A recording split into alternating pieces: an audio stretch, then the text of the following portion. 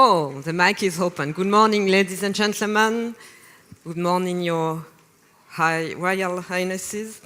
Welcome to all of you. A warm welcome to our guests, to our panelists today. My name is Audrey. I'm a former French journalist. I'm your master of ceremony today for this second day of sharing, of reflection, of work about the initiative of the Grand Duchess of Luxembourg.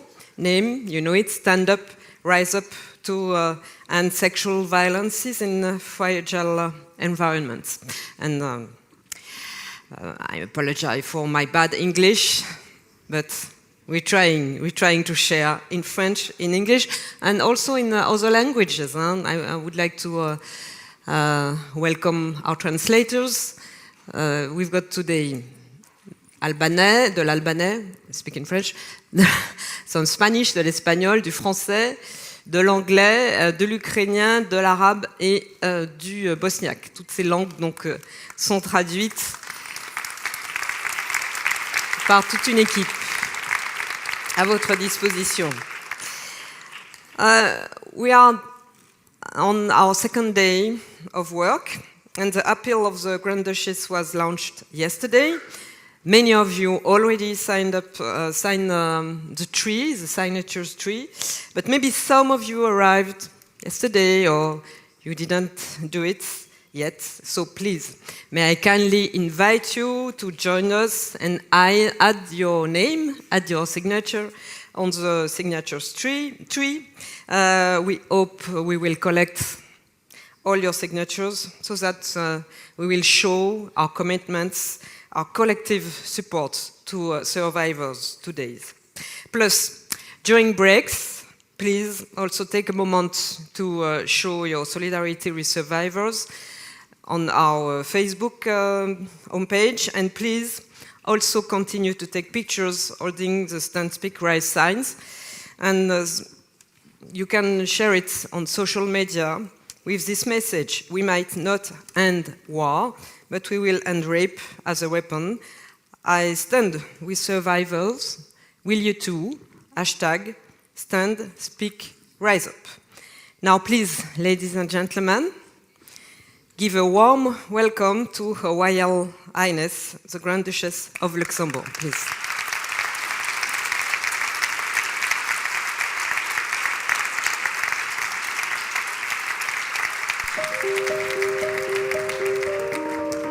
The stage is yours. Merci Audrey. Good morning to all. Je suis heureuse de vous retrouver ce matin, après notre soirée d'hier si riche en émotions qui nous a fait vibrer, danser et chanter en l'honneur des survivantes. Elles nous ont apporté la preuve, s'il fallait encore le démontrer, que la vie que l'on a voulu leur confisquer est plus forte que tout. C'est une grande émotion de pouvoir partager ensemble les messages de bienveillance, de paix et de colère aussi, des femmes qui font de la lutte contre les violences sexuelles un combat quotidien. Elles ont su transformer leur souffrance en une force extraordinaire au service de la grande cause qui nous rassemble tous ici afin d'en finir avec le viol utilisé comme arme de guerre. Nos actions, notre engagement et la force de notre mobilisation seront déterminants pour faire bouger les lignes et aura un impact considérable, n'en doutons pas, sur des milliers de femmes qui, comme nous, ont le droit de vivre dans la dignité et dans le respect de leurs droits fondamentaux. Je vous souhaite donc une très riche et très belle journée.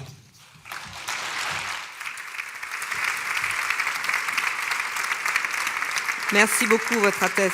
Thank you very much. Now I'm calling on stage, j'appelle sur scène Mr. Stephen Dunbar Johnson, Monsieur Stephen Dunbar Johnson, International President of the New York Times. He will lead a fireside chat. Est-ce que Monsieur Stephen Dunbar Johnson est là? Please, come to the stage.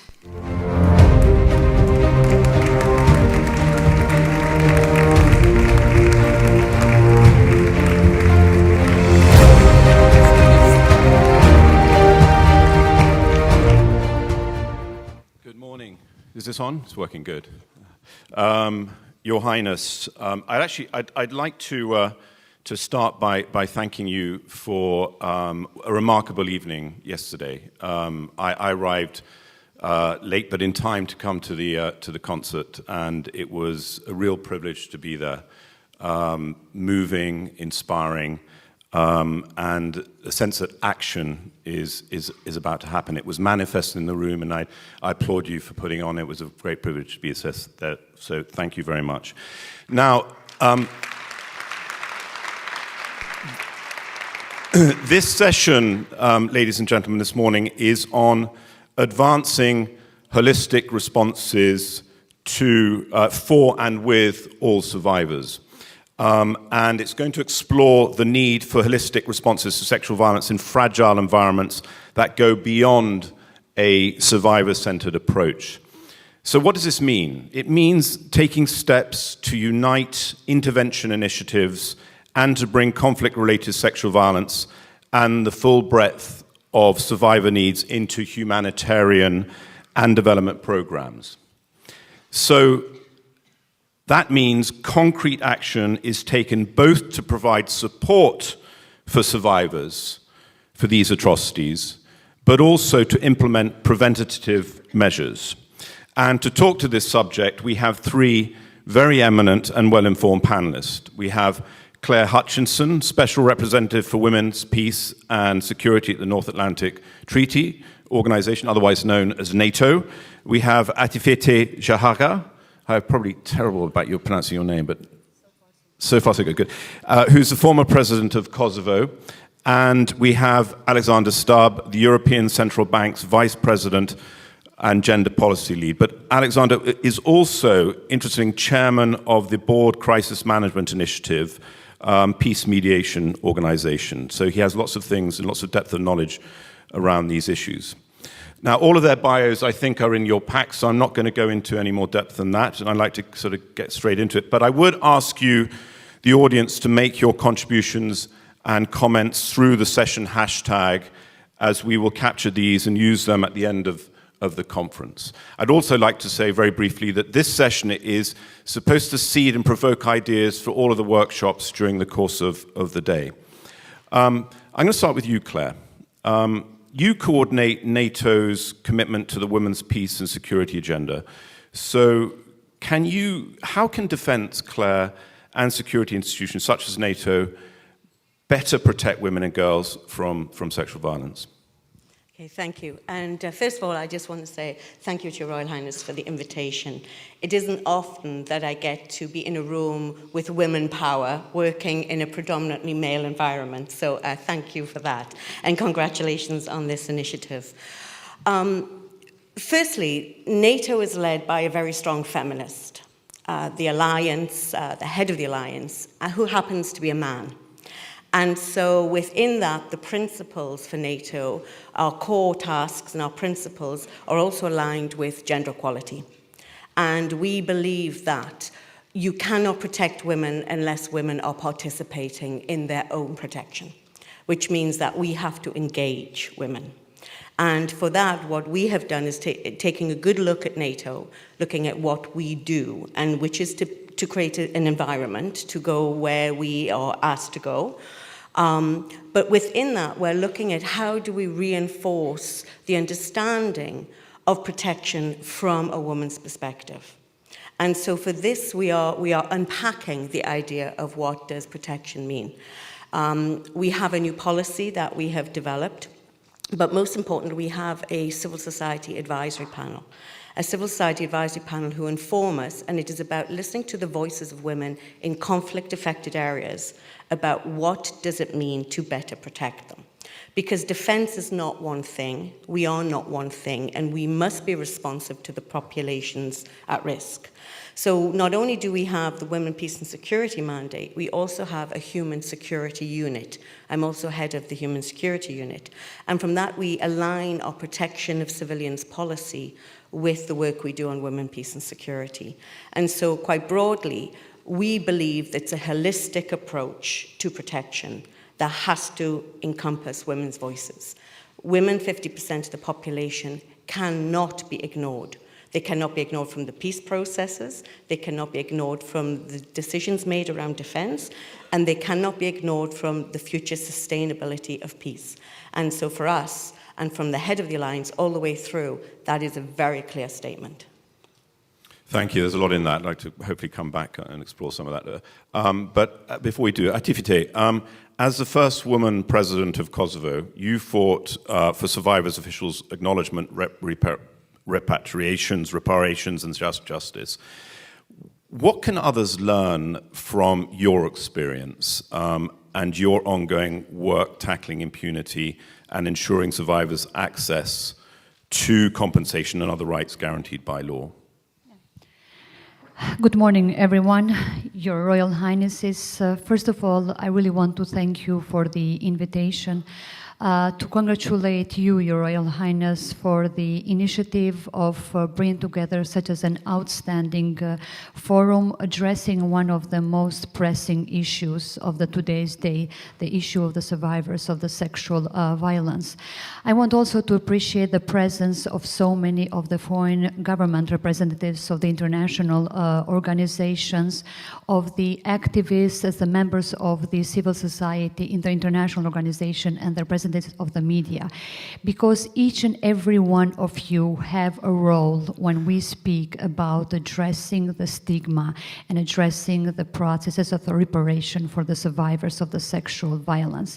And mostly I want to appreciate the courage of so many survivors who are among us during these days of this forum, and we are all here because of you, and you have not been alone, and you will not be alone. So during the 1998 and 1999 war in Kosovo, an estimated number of about 20,000 women and men have been raped during the wartime in Kosovo, where rape has been used as a tool of war. Rape campaign aimed at dishonoring and dehumanizing civilians in Kosovo. Rape used as a tool of war by the Serbian forces had the purpose of destroying the very fabric of our society in order to expel the majority of the Albanian community of our country, to impregnate women, to intimidate and to torture the civilians. Even though they boldly withstood the horrors of the war, the survivors of the sexual violence during the wartime in my country became the victims even after the end of the war. There was no space given to them to speak about their horrors, to speak about what they have gone through. No efforts has been made to bring the perpetrators towards the justice, and no efforts and no opportunity has been given to them in order to for the survivors to be able to overcome the trauma that they have gone through.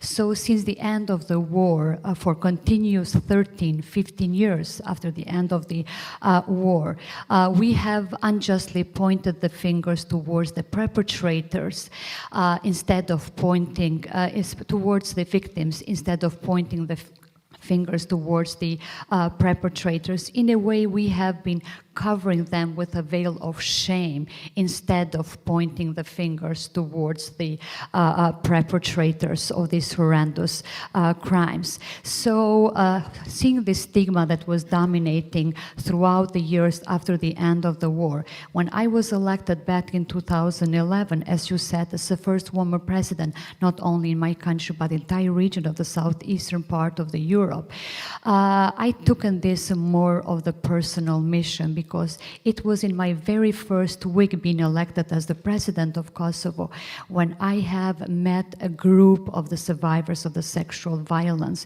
in Kosovo, together with a women organization, that I have been and continue to be forever grateful to the women organization, that they were the only open door towards the survivors when we as the institution and the elected people of our country we have failed in a way to conduct and to fulfill our obligation towards the citizens of our country. So seeing this momentum that we had to address and to work with the stigma which was dominated in the country, I have decided that in 2014 to establish the National Council for the Survivors of the Sexual Violence, which was the body which brought together through around the same decision-making table the lawmakers, the government, the ministers, civil society, activists, international community resident in Kosovo, diplomatic representation, survivors themselves, and media. And 3 weeks after the intensive work of the council, chaired by myself at that time, the amendment has been proposed to the law on the war values to recognize the legal status for the survivors of the sexual violence as the civilian victims of the war. So that was a very first institutional response to this open wound of our society, recognizing this legal status. And it was a very first step on the direction of not only recognizing their sacrifice, but at the same time working on the direction of the reparation by providing them the life-term pension, which would later on contribute on their rehabilitation, reintegration, and resocialization, which is an ongoing process for the institutions of our country in the close cooperation with the women organization from our country. But at the same time, we could not only work from one perspective. We had also to address the matter of a stigma, which we had to work publicly, to speak about publicly, to work with the family of the survivors, not only with the survivors themselves. And then Dr. McGregor mentioned yesterday that it's something that we have to work and to be very much focused on educating the general public about what are the consequences of the rape used as a tool of war. But we have to educate also the families, which they have among them the survivors of the sexual violence. We have a number of the children which are born out of rape, which is another level of the institutional care that has to be taken. In most of the cases, about 80% of the cases from my country, from experience of my own country, is that their husband has been killed, or they have been left as the only caretakers in the family. So economic empowerment has been very crucial into the regard of the empowering of the survivor, which is a part of the reparation process. And something that we have been lacking, and we are lacking globally, is tackling this culture of impunity. In the case of Kosovo, out of an estimated number of 20,000 women and men raped out of the war, we do not have not even a single perpetrator that has been brought to the justice, neither in the courts of Kosovo, neither in the courts of Serbia, neither in the international courts, and that have been found guilty. And so it's in a way we have to address this matter. And Dr. McVeigh brightly mentioned yesterday that they have to be applied, the international sanctions, towards these countries, starting from the economic and political sanctions. And a very good example from my own case of Kosovo, for example, last year Serbia has been given the candidacy status for the European integration. So how is possible that one country that still has so much of the obligation from the past, we are speaking about 20,000 rapes in Kosovo, 44,000 in Bosnia and Herzegovina, and almost 10,000 in Croatia. And so still there is a chapter for the further integration. And so these matters has to be solved, and the international mechanisms has to be more active and to be asking more accountability towards those countries which they have the obligations in the case. You're doing remarkable work, and I think you've just summed up the core of all the things that have been discussed yesterday, and we will be discussing again today. But again, I mean, I think you are doing God's work, and you should be applauded for everything you're doing. I do, though, want to talk about the role of finance in this, and I'm very conscious of the time here. So, Alexander, the aim of multilateral development banks, or MDBs as the acronym is, such as yours is to make investments and improve the lives of individuals and communities around the world. This touches on some of today's sessions on Finance for Good, which entails investments in social and economic infrastructure in fragile environments or in the situations of protracted crisis. So with that in mind, what is the role of the MDB community in protecting and safeguarding communities and individuals in these areas for human rights violations? Sure, thanks a lot, and I'll make 3 points, but first I'd like to thank the Royal Highness for inviting me over here. I feel very much at home. I'm from Finland originally, but I actually live now 500 meters from here, Rue de Muguet. So this is almost in my backyard.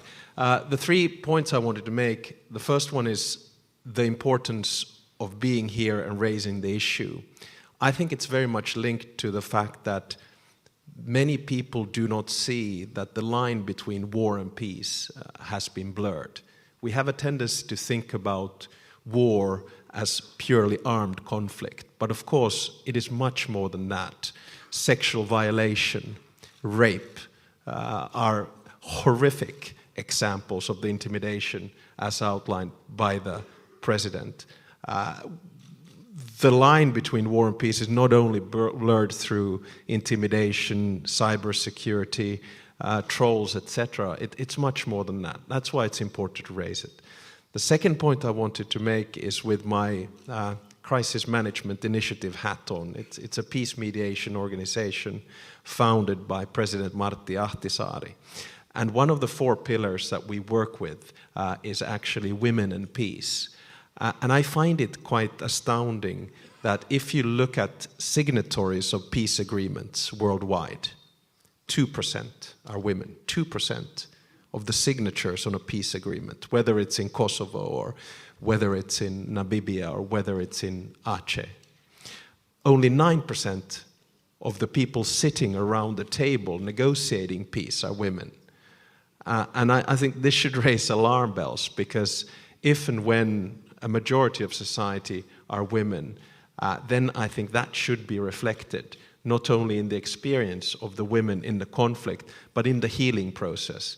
Because the healing process, as you mentioned, is something that takes an extremely long time. You don't lightly let go of that experience. My final point then, third point, is with my European Investment Bank hat on and the money issue. The way in which we think about investing in peace and women empowerment in the European Investment Bank is through basically 3 means. One is protect, so the basic thinking as whichever project we do, and we are the biggest multilateral bank in the world, we are 3 times bigger than the World Bank and 10 times bigger than the EBRD. Whichever investment we do, it has to protect women. Second one is basically impact. So it has to have an impact on what we do. And the third one is basically to put the money and invest in the system. And we do that inside the European Union, but also outside. I firmly believe, and my final point, at the end of the day, it's about values and empowerment. Values in the sense that you protect human rights, fundamental rights, and freedoms.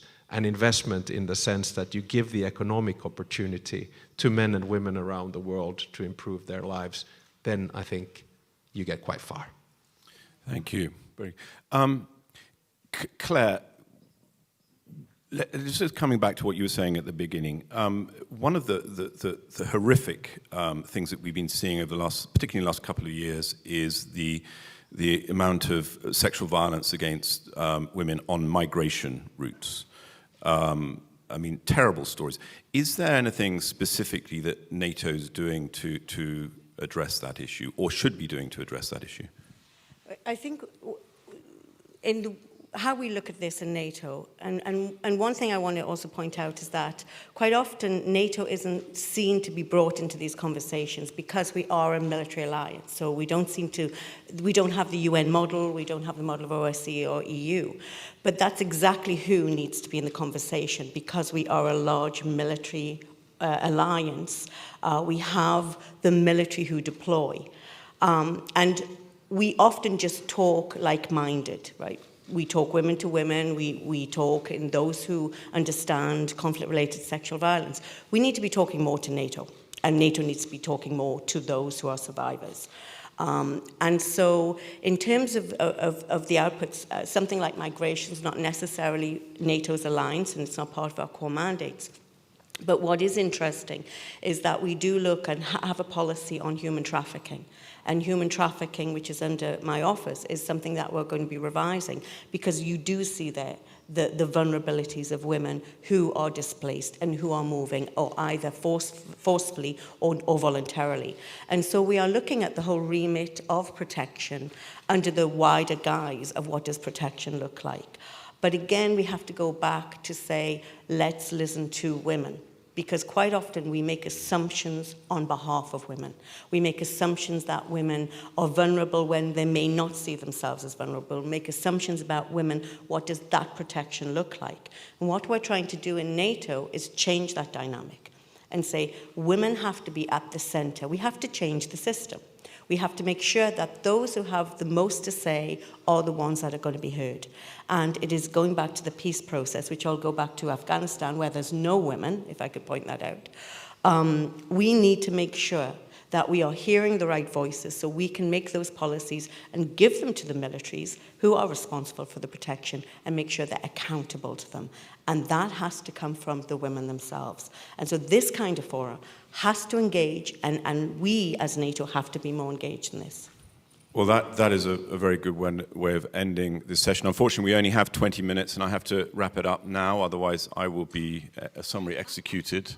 But I hope this has proven to be a good provocation for many of the workshops and the sessions today, and the operative word is I believe, action, sustain, and doing things that were really going to shift the needle on this. So thank you very much, and thank you for the panelists.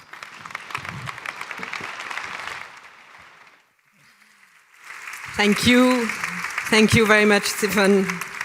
Thank you to your speakers. We move on with our next session, a conversation between two women. On continue notre matinée avec notre prochaine session, une conversation entre deux femmes, two women which are leaders on the justice fields. Elles sont des femmes leaders sur la question, sur les questions liées à la justice et au respect évidemment des droits des victimes ou des survivants et survivantes de conflits. I now introduce you on stage Miss Céline Bardet. Céline is a founder and president of We Are Not Weapons of War, and Fatou Bensouda, chief prosecutor of the International Criminal Court. Please come on the stage. With Thierry Cruvelier, journalist, author, and editor-in-chief in justiceinfo.net, justiceinfo.net. Please, ladies. I'll let you start your conversation. Okay. It's as you want, as you prefer. I'll let you start your conversation, and then Thierry will take the lead.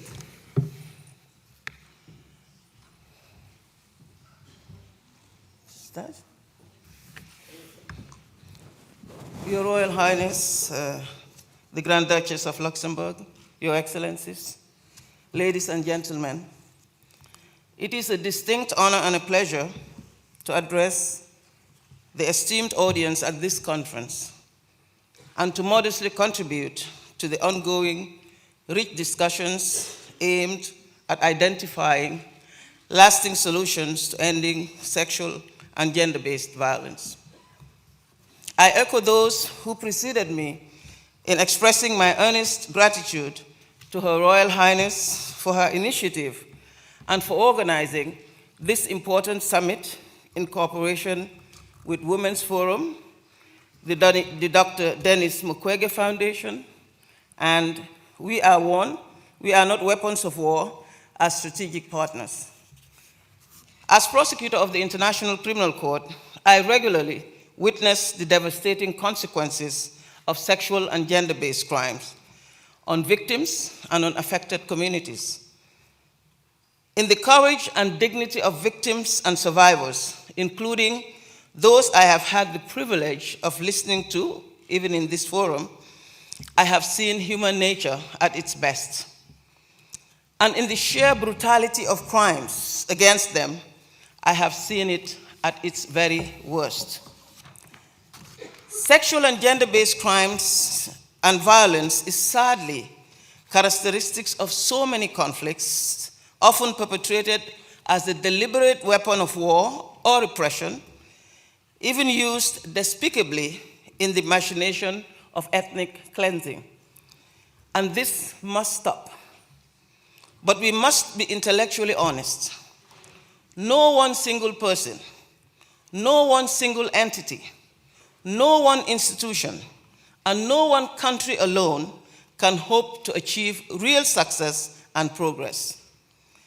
This is my first message, a call for collective action, all in our respective capacities to counter the scourge of sexual and gender-based crimes in a coordinated and in a complementary fashion. I am acutely aware that for women and girls especially, the cost of armed conflict is more than the already weighty burden of physical and psychological scars. Women and girls are often doubly victimized. Not only do combatants see their bodies as battlefields, but their own communities then reject and ostracize them for what they have endured, what they have suffered. But from the darkest and the most tragic places of the human experience also come often the greatest beacons of hope. I want to take this opportunity to salute the courageous women present in this forum who have shared with us their harrowing stories, and all victims of sexual and gender-based crimes who, notwithstanding their ordeals, strive so admirably ahead and give us inspiration as they do. Today, I am here to add my voice to that of my co-panelist, Celine, and the chorus of so many others who champion the fight against sexual and gender-based crimes at this forum and beyond. There are many ways to contribute. It is my firm belief that international criminal justice, and indeed criminal justice at the national level, have a vital role to play in deterring and punishing sexual and gender-based crimes in times of conflict. The testimonies of survivors heard at this conference, before the International Criminal Court, at the ad hoc tribunals, at the hybrid tribunals, they sadly remind us of how prevalent these crimes are and in the so-called modern age, and why it is so important and why it is so urgent that we intensify our collective efforts to counter this scourge. We cannot take back what has happened to these victims. However, we can and we must do everything in our power to ensure that perpetrators of crimes that shock our collective consciousness are held accountable. Victims of sexual and gender-based crimes include men and women, as well as boys and girls. They deserve our recognition, but also a real commitment to change the status quo. Sexual and gender-based crimes are explicitly and rather extensively proscribed in the founding treaty of the ICC, the Rome Statute. Upon taking office as prosecutor of the ICC, one of my primary goals was to ensure that the protection of the law is employed to the full extent to foster a culture of accountability where sexual violence is no longer tolerated without consequence. We have much work to do towards this aim.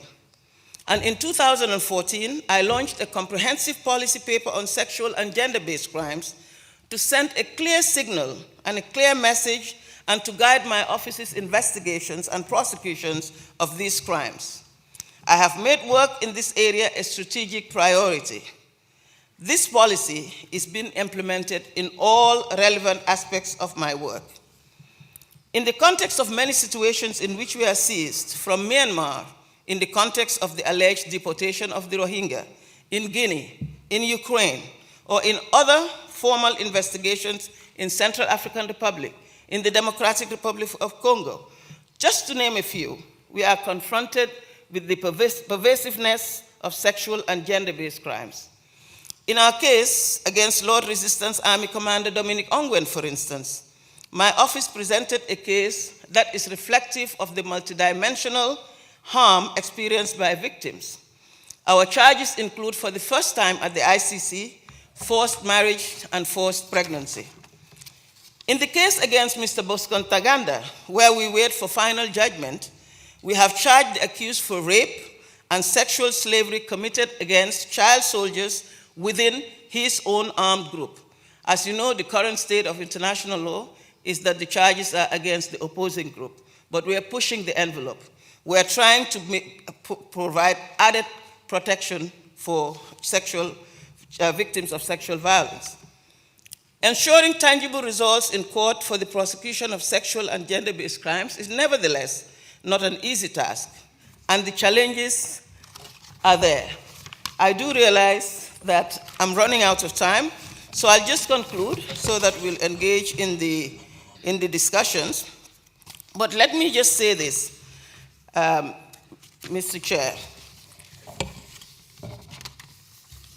Let me observe that for far too long, these egregious crimes have been a taboo topic, stigmatizing the victims, filling them with misplaced shame.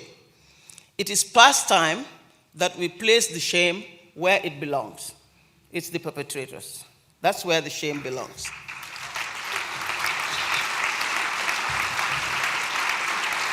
And these crimes must no longer be seen as an inevitable in war and conflict. They must instead be met with effective investigations and prosecutions at the domestic and at the international level. Ours must be an age where we finally stand up, speak up, rise up, and once again, once and for all, declare with one voice that sexual and gender-based crimes will no longer be tolerated, and that we will relentlessly pursue those who tear violently at the social fabric of society through these very egregious crimes. Our humanity demands it. I thank you.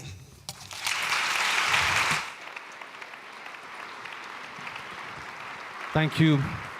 Thank you, Mrs. Bensouda. Thank you for joining us for the conversations. We have little time, and we are very lucky to have two remarkable international lawyers with very different profiles, actually, but a common interest.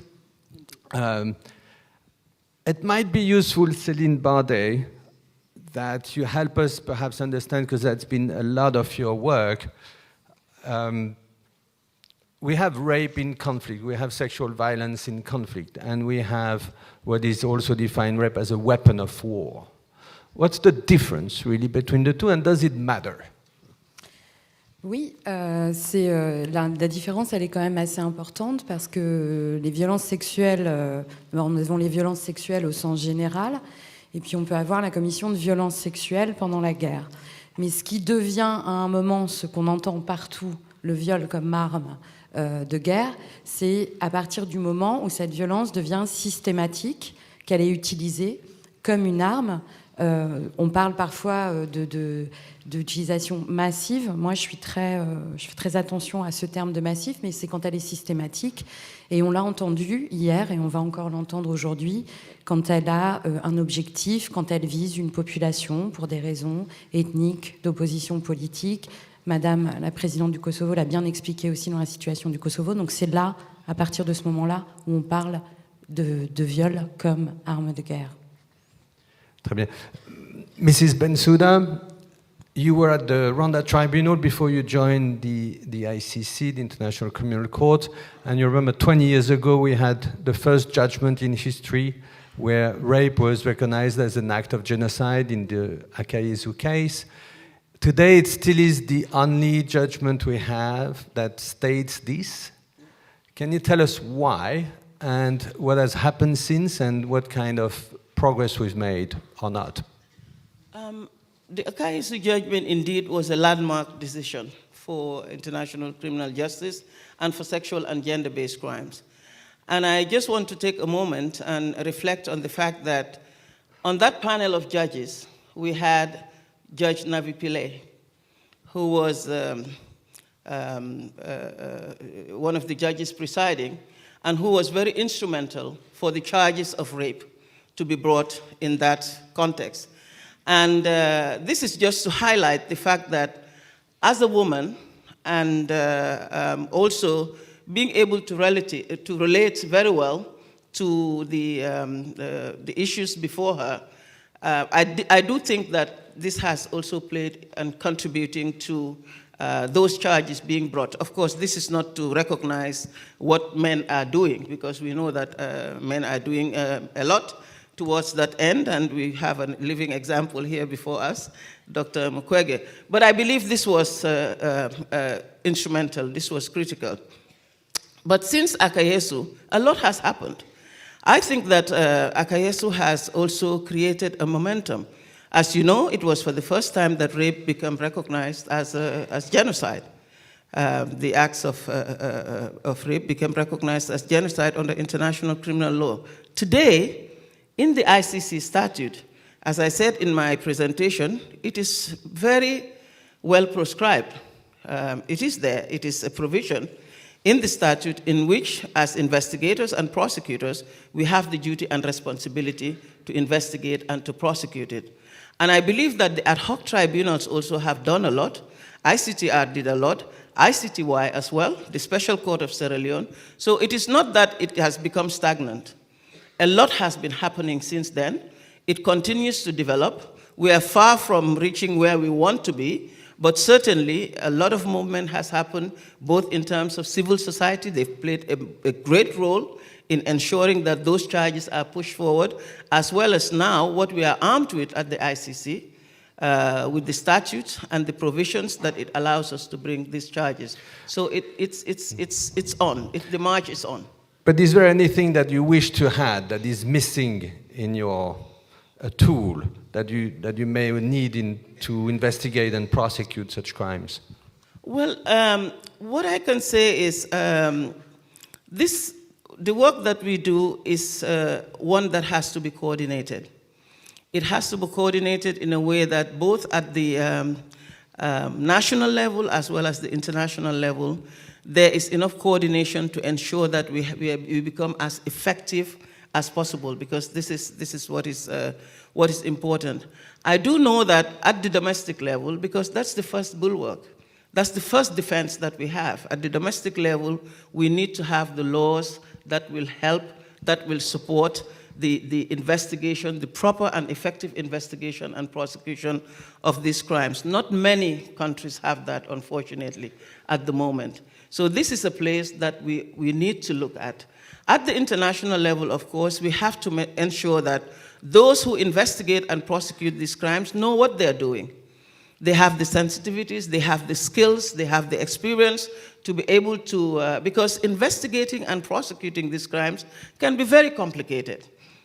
Investigating international crimes by itself is complicated, but investigating sexual and gender-based crimes has even more added complications that one needs to take into account. So you have to have the skill set, you have to have the experience, you have to be able to ensure that you have proper structures in place to be able to investigate and prosecute that.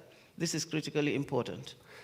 Céline Bardet, is there a tool that is missing? And what do you think about this articulation that Mrs. Bensouda is referring to between national and international tribunals? You worked at both levels.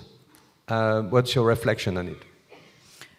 Oui, moi j'ai d'abord l'expérience que j'ai commencé ma carrière au tribunal pénal international pour l'ex-Yougoslavie, qui a fait beaucoup en termes de qualification et de condamnation sur les violences sexuelles dans le conflit des Balkans, donc ça il faut le rappeler.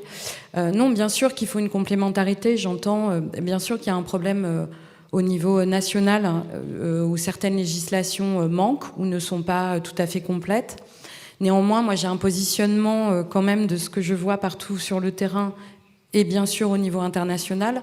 Je crois qu'aujourd'hui, on n'est plus du tout dans une problématique vraiment de qualification juridique.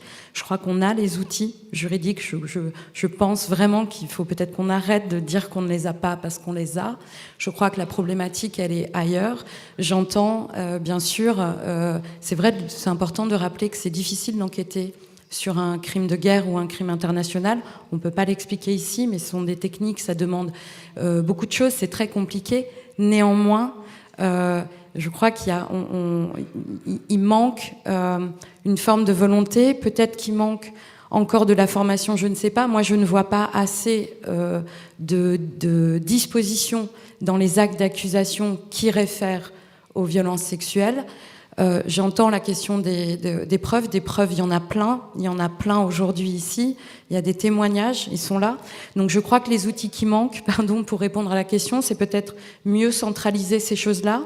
C'est peut-être aussi essayer de travailler en meilleure coordination aussi quand il s'agit des institutions judiciaires, de la société civile. Il y a un travail extraordinaire qui est fait par la société civile sur le terrain, de ramener des éléments de preuve, d'information. Donc je crois peut-être qu'on peut réfléchir à comment innover là-dessus et mieux travailler.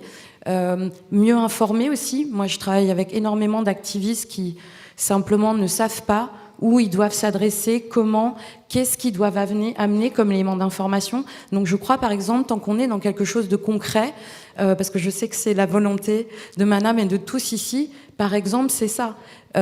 Quand on est un activiste, quand on est une ONG à un niveau local, qu'est-ce qu'il faut qu'on emmène comme information ?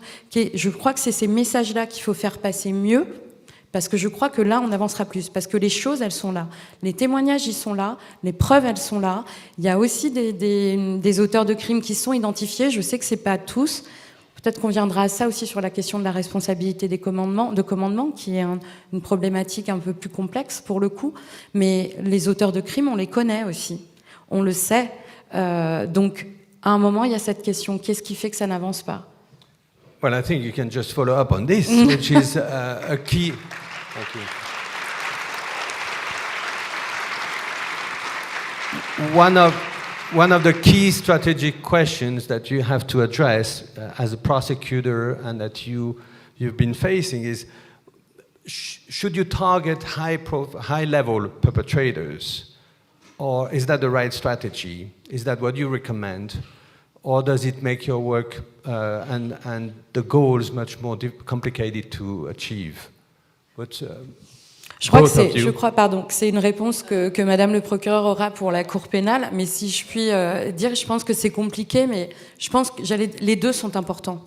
Les deux sont extrêmement importants parce que, bien sûr, que ce qu'on appelle l'exécutant, celui qui commet l'acte, par rapport aux victimes, aux survivants, c'est important que ces auteurs de crimes-là aussi, à un moment, ils soient redevables de quelque chose, bien sûr. Donc, d'abord, par rapport à eux, c'est important. Mais c'est aussi quand on les écoute, et quand on écoute ce qu'elles disent, et aussi on est là pour ça, à ce forum, et on les a entendus, c'est aussi les donneurs d'ordre, voire les États, et Madame, vous avez parlé de ça tout à l'heure, les politiques d'État. Donc les deux sont importants. En ce qui concerne la politique de la Cour pénale, je pense que Madame, vous pourrez nous le dire plus précisément. Yes. Yeah. Thank you, Céline. I think what you've said is right. The two are important. But you know, at the work of the ICC at that level, it will be very difficult to follow not those who are most responsible. This is a policy that we have at the office. And the policy is to go after those who bear the greatest responsibility. Those whom we know that without them the crimes would not have been committed. This is critically important. So we go after those people, but that doesn't mean that it stops at the domestic level, for instance, from going after other perpetrators. This is how the court is meant to work, complementarity. At the domestic level, we try and see what can be done to close the impunity gap. Recently, my policy has always been going after the most notorious, but recently I had adjusted that policy a little bit in saying that I will also be looking at notorious perpetrators and very, very, those who have been known to really commit massively crimes, even though they are not at the top command. But they are so notorious that you cannot ignore them. So I have added those kind of perpetrators also in the list. But it is crucial to go after those most responsible. I start with focused investigations before, but now I'm also looking at open and in-depth investigations. Still bearing focus, but at least looking at other. Because one thing that you have seen, experience, is that victims will tell you that if you investigate and prosecute those at the top, this is the guy who raped me. This is the guy I'm concerned about. I don't care about this other person who commanded. This person is responsible. So we also need to find a way of closing that gap, that impunity gap. But at the same time, there are those who command. There are those who are in positions of power. There are those who know that these crimes are being committed. There are those who have the power to stop the crimes from being committed. There are those who can punish those who have committed these crimes, but they don't do anything. Those people also have to be held accountable. Listening to Dr. Mukwege yesterday, he insisted a lot on avoiding to re-traumatize sexual violence victims by interviewing them repeatedly. Well, we've all experienced what happens at international tribunals in particular, and that's exactly the contrary that we saw. The victims have been repeatedly interviewed by NGOs, by journalists, and by investigators and prosecutors. How can you change this? How can you make it better? Alors, je crois que je l'ai dit hier. Moi, c'est une obsession, je le dis. C'est quelque chose auquel aussi je suis très attachée. Pourquoi ? Parce que je suis aussi énormément sur le terrain. Je passe 70% de mon temps sur le terrain. Et je vois que ça, et les survivants qui n'en peuvent plus parce qu'on va leur demander de raconter leur histoire 50 fois. Alors, il y a d'abord sur le terrain, donc il y a différents acteurs, et je le redis ici, ça n'est pas une question des acteurs, évidemment, chacun est en train de faire son travail, le problème n'est pas là, mais il y a un vrai problème de coordination, et il y a non seulement une retraumatisation, je ne sais pas si c'est très français ce que je dis, mais en plus, on perd des éléments. Puisque là, aujourd'hui, on parle de la justice, le fait de faire répéter les choses, on perd des éléments, où le narratif change, et c'est ça qui fait après que ces personnes-là sont devant des cours en audience, devant un tribunal, et puis on va leur dire « mais non, mais vous n'avez pas dit ça, l'autre fois vous avez dit ça ». Donc voilà, donc ça aussi, il faut arrêter. Donc je pense qu'il faut innover déjà profondément sur les questions de justice. Donc il faudrait mieux coordonner, mais aussi au niveau judiciaire, elles passent par des systèmes assez incroyables. Elles sont interviewées par les enquêteurs, quand c'est au niveau national, par différentes unités de police. Ensuite, il y a devant le tribunal pour celles et ceux qui vont témoigner. Donc il faut absolument, moi je crois, qu'on s'assoie tous ensemble et qu'on réfléchisse à ça. Il y a des moyens de faire autrement. Moi je développe, le We Are Not Weapon of War développe un outil technologique, et c'est pas de l'autopromo, mais on essaie de voir justement comment faire pour que, une fois qu'un premier témoignage est pris, qu'il soit sécurisé, et on le fait en utilisant la blockchain, que ceci soit sécurisé, et qu'ensuite on puisse laisser ces personnes tranquilles, qu'elles puissent évidemment avoir le droit de redire leur histoire si elles le veulent, mais au moins comme elles le veulent. Mais ça, c'est un véritable problème. Et puisqu'encore une fois, on parle de la justice, ça pose aussi des problèmes en termes d'éléments de preuve, parce qu'on arrive avec des témoignages qui, à la fin, on dit, on a ce jargon juridique en anglais, on dit polluted, mais c'est vrai, et ça, c'est un problème qui se trouve à la fin de la chaîne, notamment avec la Cour pénale. Donc il faut absolument qu'on travaille tous ensemble là-dessus et qu'on arrête ça. I see this.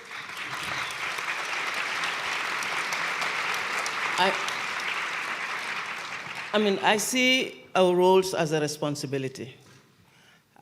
It's a collective responsibility, and you can see we all want to do something.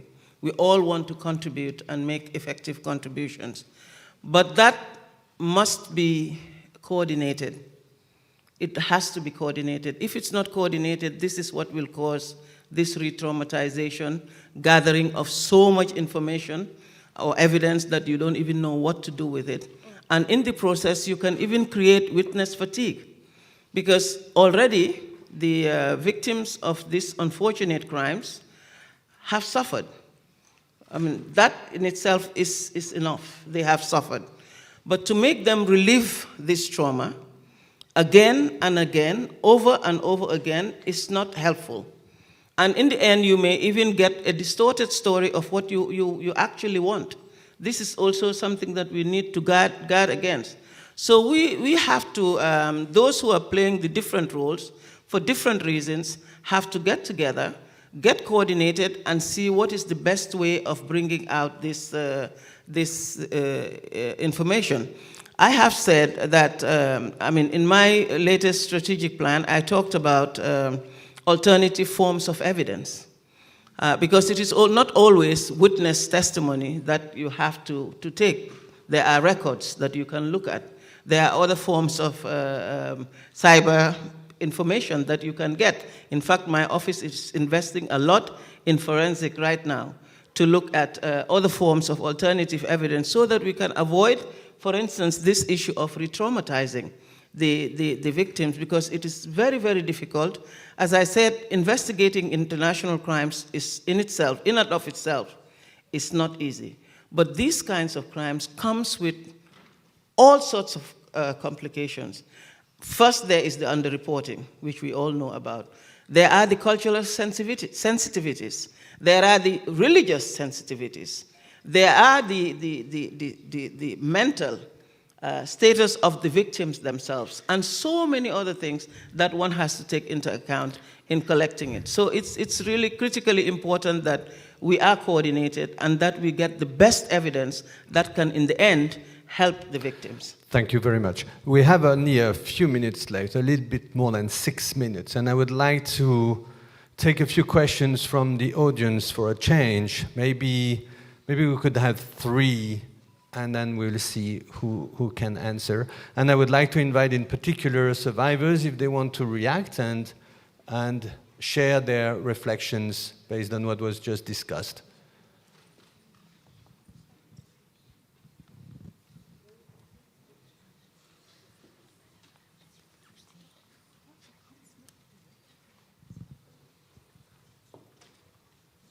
Buenos días, mi nombre es Ángela María Escobar, soy de Colombia, víctima de violencia sexual en el conflicto armado.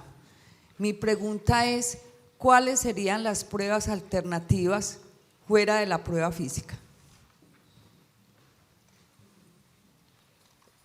I think we'll take 3 questions and then we will see.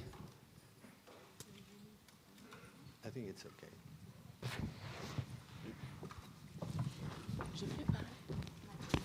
Sure. ¿Quieres decirlo otra vez? Voy a traducir. Dilo otra vez, por favor. Je vais faire la traduction.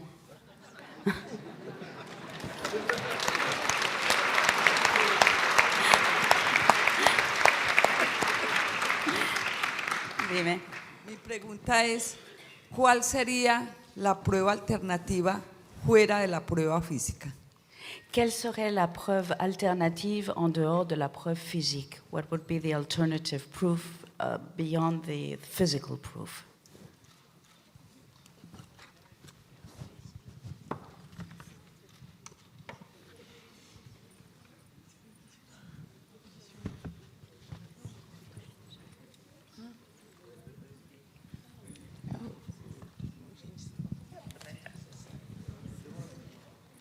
Oui, vous m'entendez? Bon. Ce n'est pas une question, mais je voudrais m'adresser aux avocats et à Madame Fatou. C'est un calvaire double lorsque vous avez eu des problèmes, que ce soit sexuels ou d'autres, et je parle de mon cas. Je n'ai pas été violée, mais j'ai été arrêtée. Et lorsque vous faites appel aux autorités, la répétition, ce qu'on vous fait vivre pour faire revivre la situation que vous avez subie chez vous, j'ai l'impression que c'est plus cruel que ce qu'on vous a fait, parce qu'au moment où on vous violait, où on vous avait mis en prison, vous battiez en vous défendant. Maintenant, consciemment, on vous dit, faites-nous vivre. Et moi, dans mon cas, j'avais compris comme si c'était les autorités qui vous écoutent, c'est comme s'ils ont besoin qu'on fasse vivre ça. C'est une seconde traumatisme. Merci beaucoup. Merci beaucoup pour votre témoignage. Et peut-être une dernière question, s'il vous plaît. Oui, ce n'est pas une question, c'est essayer d'apporter une réponse à la question posée. Nous sommes dans une société des nouvelles technologies. Dans un certain nombre de pays, dont la France, nous avons mis des salles d'audition en place. C'est-à-dire que pour les mineurs victimes, nous enregistrons la parole, car nous savons que redire, c'est revivre.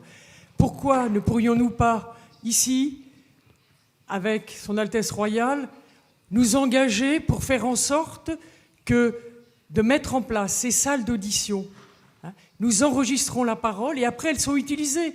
Nous l'avons fait en Centrafrique. Vous savez que l'armée française se serait, je le mets toujours au conditionnel, rendue coupable de viol sur des enfants.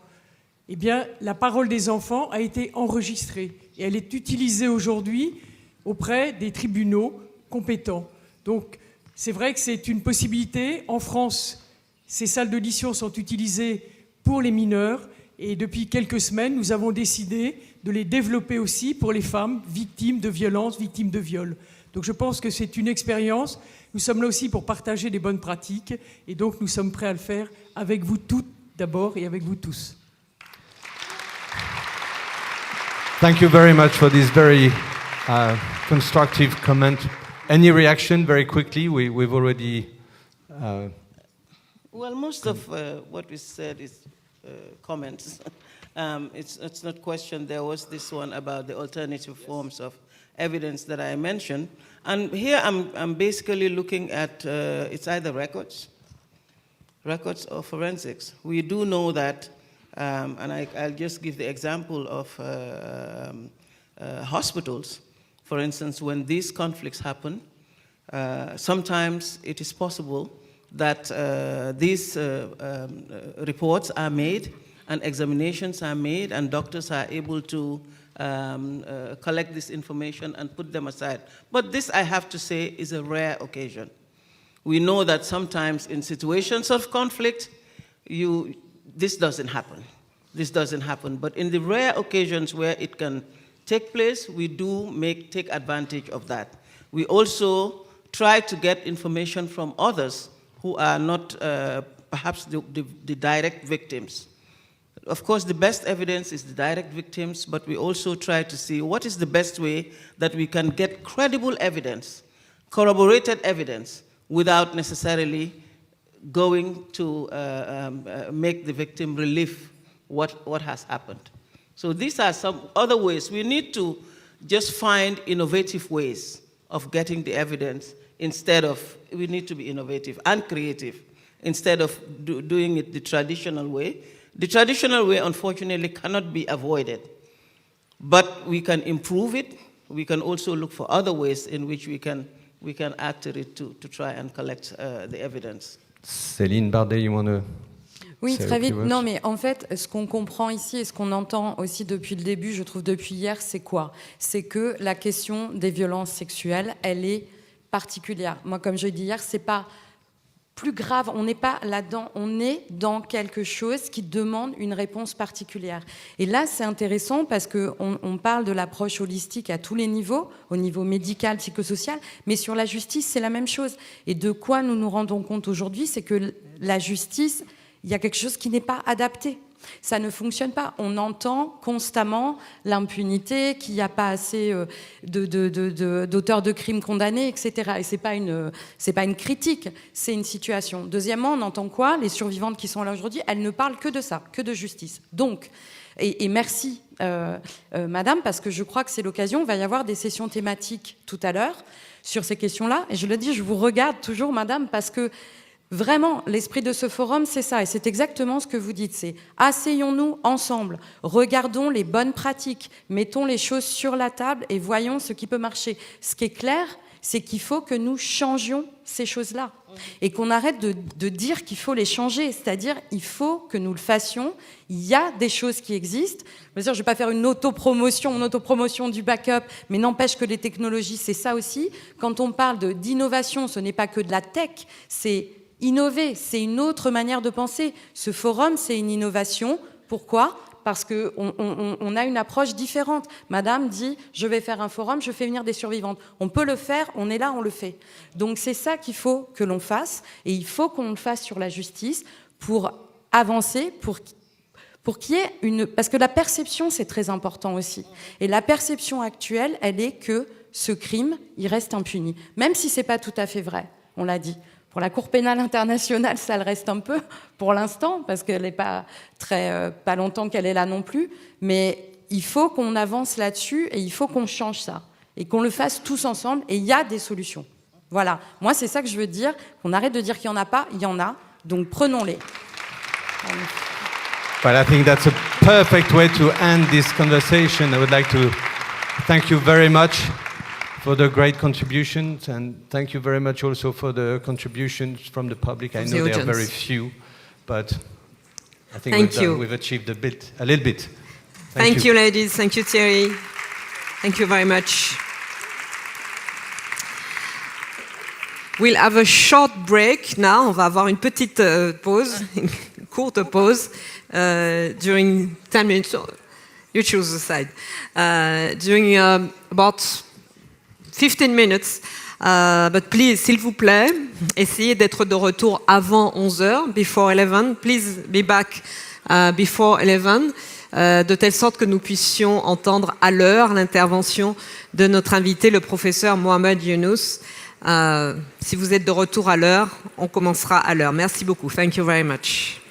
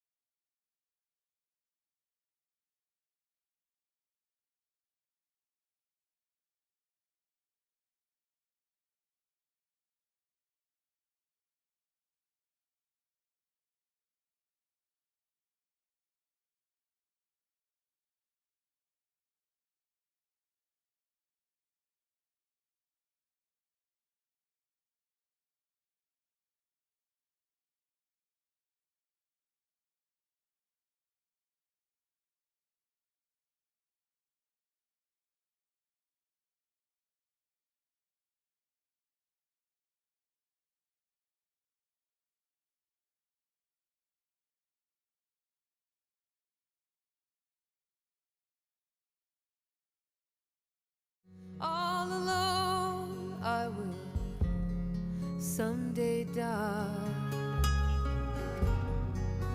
Solid stone is just sand and water, baby. Sand and water, and a million years gone by.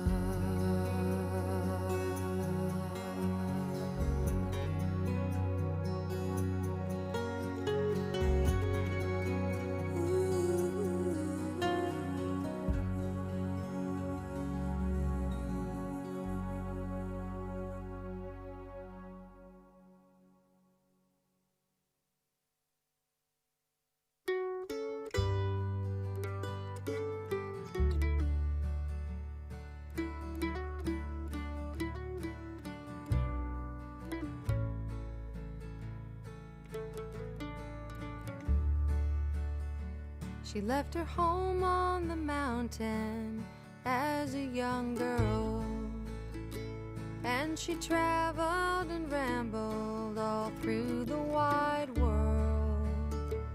And the world was Kentucky and then Tennessee, West Virginia to Texas, everything in between. And her name would be different from place to place, and her heart might get heavy sometimes, with a worn prayer book in her guitar case. In a boarding house room, her banjo she plays, and the wind blows the mountain ferns, and she sways and bends in the breeze. And our Dixie darling is calling him. She's falling right down to her knees. Do you know who to please? The road it got dusty, hot, long and hard, traveling night, noon and morning in an old Packard car. And though she found fame and fortune on the radio wave, well, it never came easy, and she longed to be saved. Those hills of Knoxville with their fine white mist settle over everything, put a chill in her heart like the devil's kiss. In the morning light, she turns to the king, and the wind blows the mountain fern. She sways and bends in the breeze, and our Dixie darling is calling him. She's falling right down to her knees. She finally knows who to please, and it feels so good just to hear your voice rising up with mine. Oh, that is a joyful noise, and I hope someday you will understand why my song must be sung for him, played for him, written for him, as they're given by him, yeah.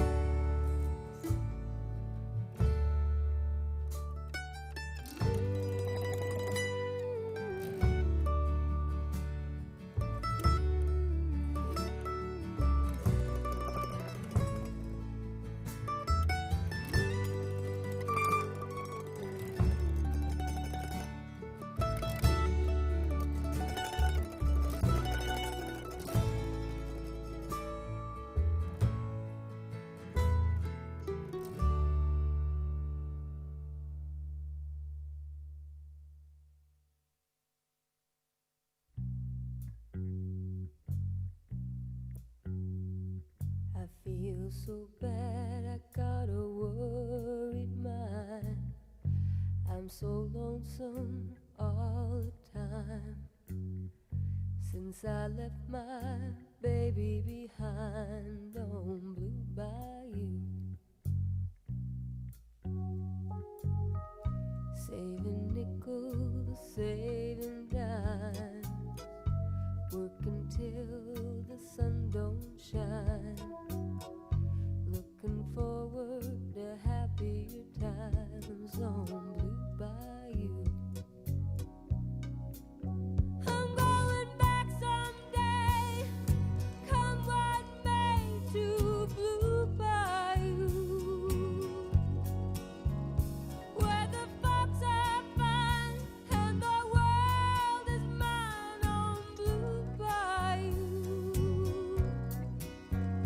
where those fishing boats with their sails afloat, if I could only see that familiar sunrise through sleepy eyes, how happy I'd be. Wanna see my baby again, wanna be with some of my friends. Maybe I'll feel better again on Blue Bayou. Saving nickels, saving dimes, working till the sun don't shine, looking forward to happy times on Blue Bayou. I'm going back someday, come what may, to Blue Bayou, where the folks are fine and the world is mine on Blue Bayou, where those fishing boats with their sails afloat, if I could only see that familiar sunrise through sleepy eyes, how happy I'd be.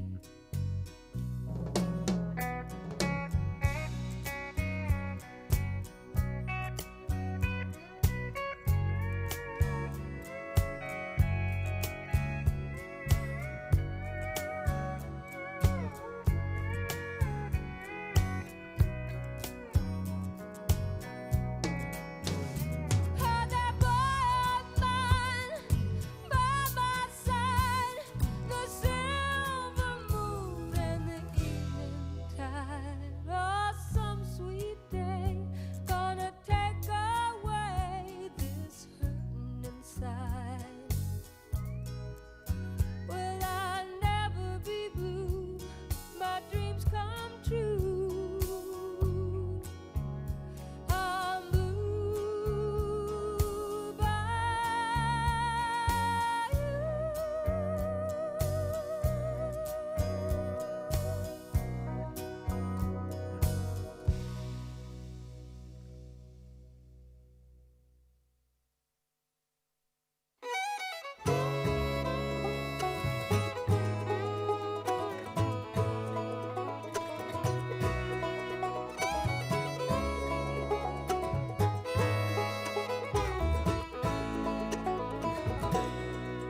Don't tell me you don't know what love is when you're old enough to know better. When you find strange hands in your sweater. When your dreamboat turns out to be a footnote. I'm a man with a mission and 2 or 3 editions, and I'm giving you a long look. Every day, every day, every day, every day I write the book. Chapter 1, we didn't really get along. Chapter 2, I think I fell in love with you. You said you'd stand by me in the middle of chapter 3, but you were up to your old tricks in chapters 4, 5, and 6, and I'm giving you a long look. Every day, every day,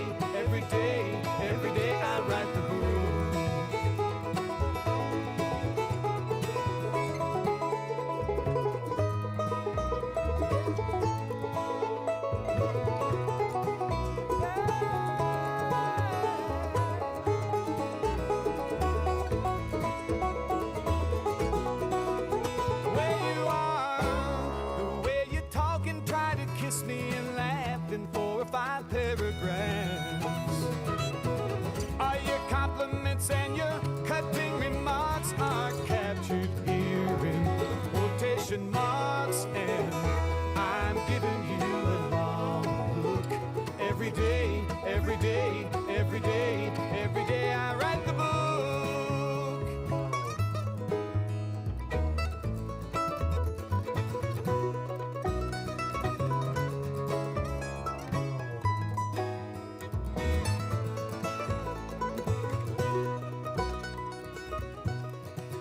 Don't tell me you don't know the difference between a lover and a fighter. With my pen and my electric typewriter, even in a perfect world where everyone was equal, I'd still own the film rights and be working on a sequel. And I'm giving you a long look. Every day, every day, every day, every day I write the book. I'm giving you a long look. Every day, every day, every day, every day I write the book. I'm giving you a long look. Every day I write the book. I'm giving you a long look. Every day I write the book. Every day I write the book.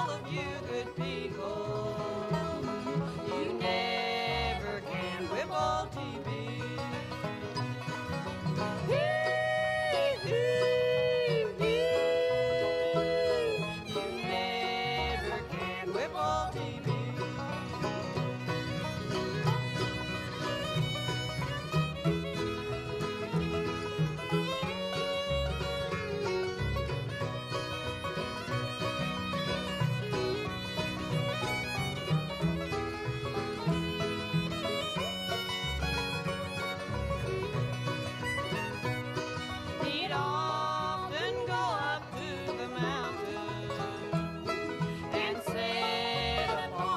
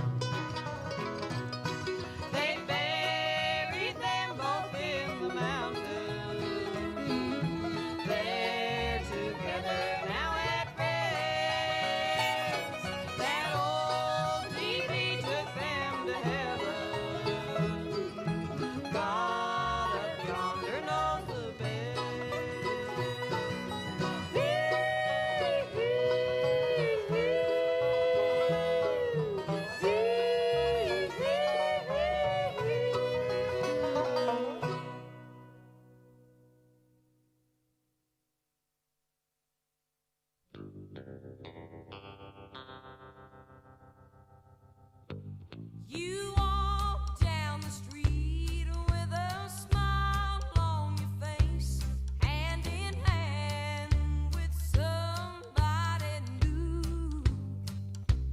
From the window above, I look down through my tears, wondering why you treat me so cruel.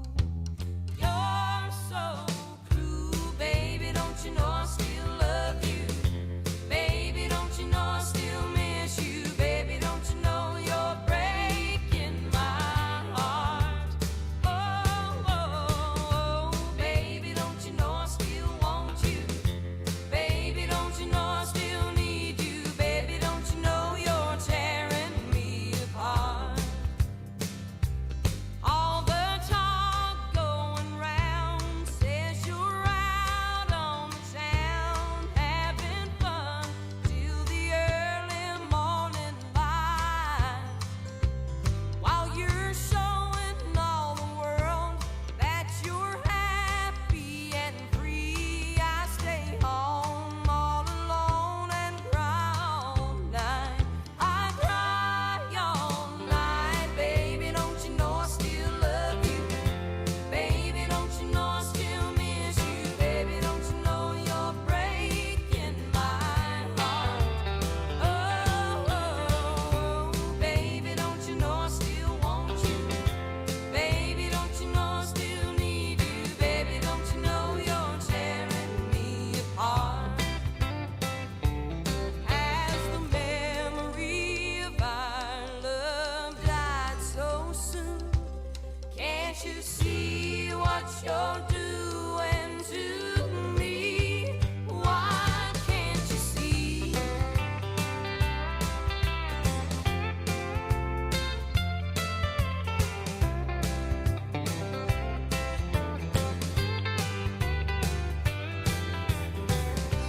Baby, don't you know I still love you? Baby, don't you know I still need you? Baby, don't you know you're tearing me apart?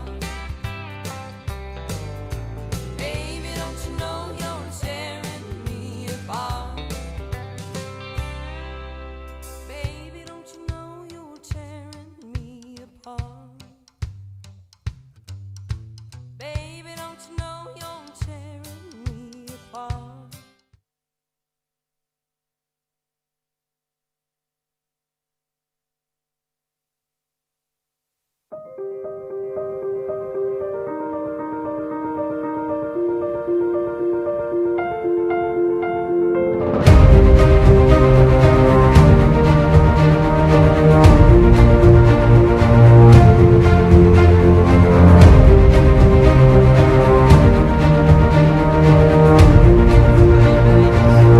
It's okay. Oh. Here is the mic, here is the sound. Welcome back, everybody. Bienvenue, bon retour à vous après cette petite pause.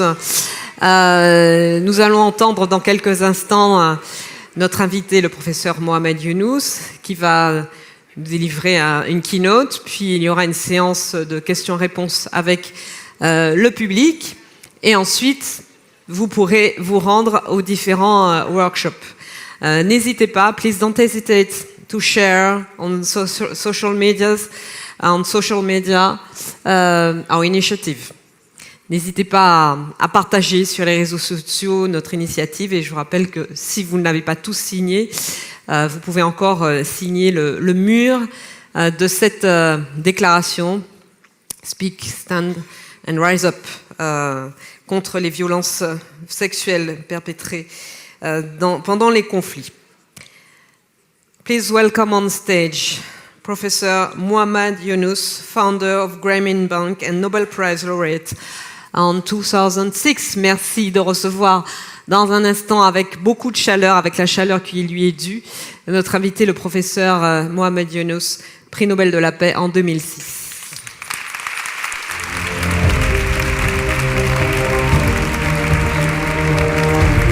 You got the whole stage for you. Thank you very much. Thank you. Thank you. Good morning. I'm absolutely delighted that Her Royal Highness Grand Duchess has organized this, because the reason I'm extra delighted, because all her life she has been consistently focusing on the lives of the people, women at the very bottom. And I've been witness to it because she has made multiple visits to Bangladesh just to see what we have been doing with the poor women in Bangladesh. And how it's amazing to see how this chemistry works. Coming from a royal family, going to the villages of Bangladesh, so they're absolutely downtrodden people and women in their homes, their children, and so on. So this I see over her long years of attention and empathy and her commitment to those who are left out. This is a culmination of bringing it at the global level. And I'm happy that this brings so many important people together to look at these issues. And only I hope that this will not end with a forum. This would be a beginning of a process, a global process, which will consistently take over the issues that we have been raising here. And then it will be meaningful exchange of ideas and thoughts and what we have been doing here. From my side, I accidentally got involved. I was not designing to do something, what I did. But it became a wonderful learning process for me as a person. And whatever we're discussing today, I see them in one way. I have been seeing it from my side. It is the asymmetry of power relationship between men and women. It's not just a war situation, victimization, and sexual violence and all this in a particular way. This perpetuates in the entire society all over the world the relationship between men and women. This expression that we are discussing about sexual violence is only one aspect of it. This goes through the entire gamut of relationship between men and women.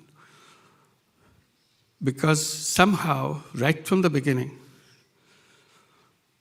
in terms of power relationship, men always had the power. Women were left out or had very little. And it created a lot of difficulties for women. War gives you an extreme circumstances, but if you come back to in a peaceful way where societies live, still this perpetuates. We see it every day, domestic violence between men and women, rape between husband and wife. So this is not just something different. Violence in workplaces everywhere. So that's the perspective that I would like to draw attention to, because I got involved in some aspects of this in my work. Like I work in the villages of Bangladesh, and I see women recently returned, being a migrant worker, some other countries, getting pregnant, a rape victim, but she doesn't say that. Women returning home because she was tortured, because she didn't yield to the pressure. So it goes on. And these immigrant workers, you'll see everywhere in the world. You see young girls suddenly disappear from village. We don't know where she went. And you see how the trail goes. She has been taken over by somebody who lured her to big jobs, big money, a heaven waiting for her. Ended up in prostitution. And coming back from that prostitution several years later.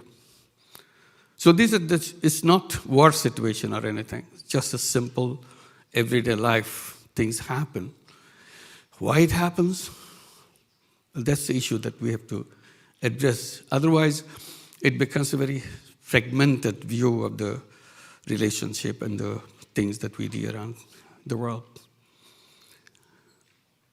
And human trafficking, particularly for sex trade, that's again universal. You look at the movement, how it goes, where they end up. And this is something that you see every day. Our work that I got involved with, again, is a kind of outcome of some circumstances that created in Bangladesh. Bangladesh was a part of Pakistan, many of you remember. We got into trouble, political trouble, which ended in military action by western part of the country, West Pakistan.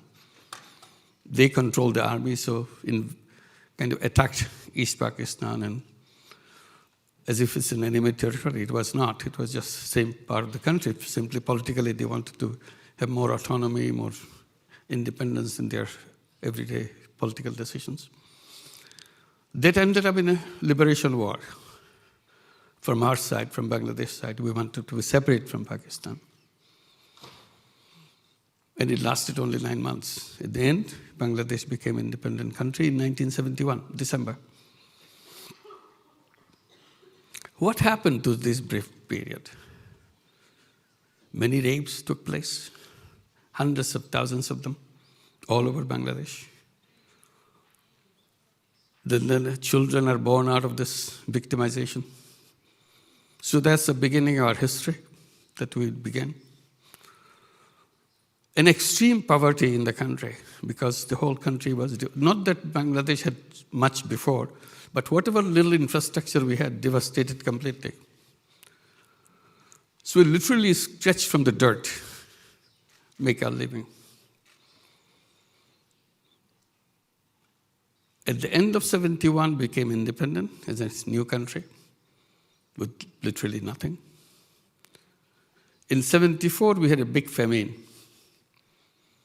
People were dying of hunger.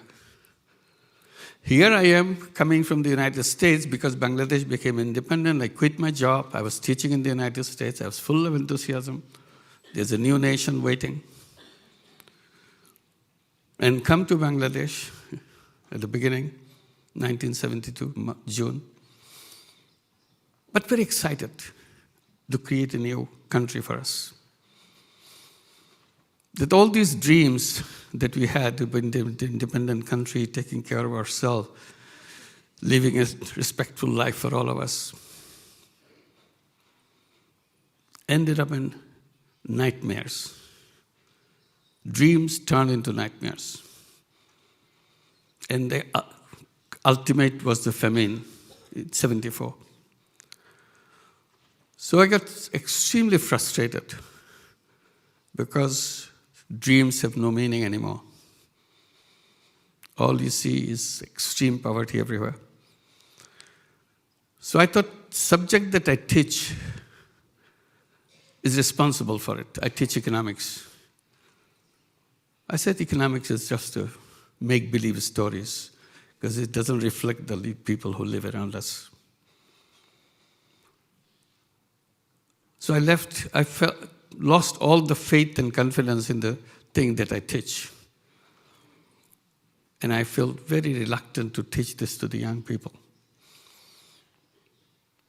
Then I thought maybe in order to find if there is any use for myself, if it can be useful to anybody, maybe I should try going to the next village just next door to the university campus.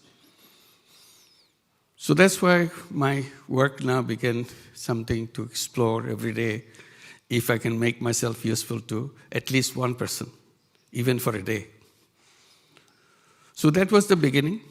Gradually I see the people, see their daily life, and get to know them personally. And I discovered something very horrible, loan sharking in the village. So what I did, in order to make myself useful, can I protect 1 or 2 or 5 people who are victimized by the loan shark so that they are not victimized? I protect them. How do I do that? The idea came very simple to me. Why don't I lend the money to people? If I lend the money, there will not be any reason for them to go to loan shark. She will be, or he will be protected from loan sharks. So that was the beginning in 1976. And that's what created a whole system today we call microcredit, lending money to poor people. I bring this subject because of my interaction with the women. I decided to make half the borrowers in my little program that I was must be women, because I raised a lot of controversy right from the beginning with the bankers. I said, this is very strange. Banks lend money to only people who already have money. It doesn't make sense to me. Banks should be lending money to people who don't have money. Everybody laughed. Yes.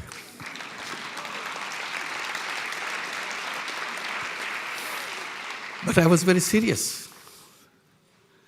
And since they are not listening, they are laughing it away, I raised another issue. I said, not only you don't lend money to people who don't have money, you also don't lend money to people who have lots of money, but they are women. You don't lend money. Even well-to-do women will not get money from you. Why? Because all your rules are skewed against them. That's right. No, this is not true. It's absolutely true. If a woman comes with a beautiful business plan, the manager of the bank will look at it and examine it and say, have you discussed it with your husband? And she says, yes, I discussed it with my husband. And the bank manager will always say, why don't you bring your husband along next Monday so that we can talk? I said, did it ever happen in your history that a man brought a proposal and you're asking the man, have you discussed it with your wife? Have you said, why don't you bring your wife to next Monday so that we can discuss?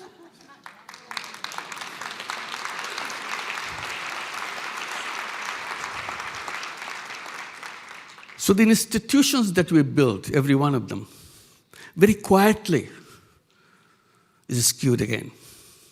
It's very asymmetric between man and woman. So since they dismissed it right away that this is not something you can do because women or poor people cannot borrow money because they have nothing. I said, that's a good reason to lend the money.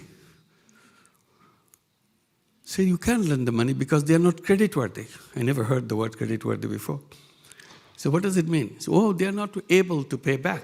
They are not creditworthy. I said, this is your judgment on the people who you have decided not to extend your service. But have you ever thought, what will be the judgment of the people themselves? I said, what about if they say, you call us not creditworthy, actually you are not people-worthy. That's it. So their judgment is you are not people-worthy, you cannot deal with the people that you are left behind.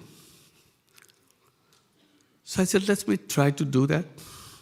So my struggle with the banking system began, one after another.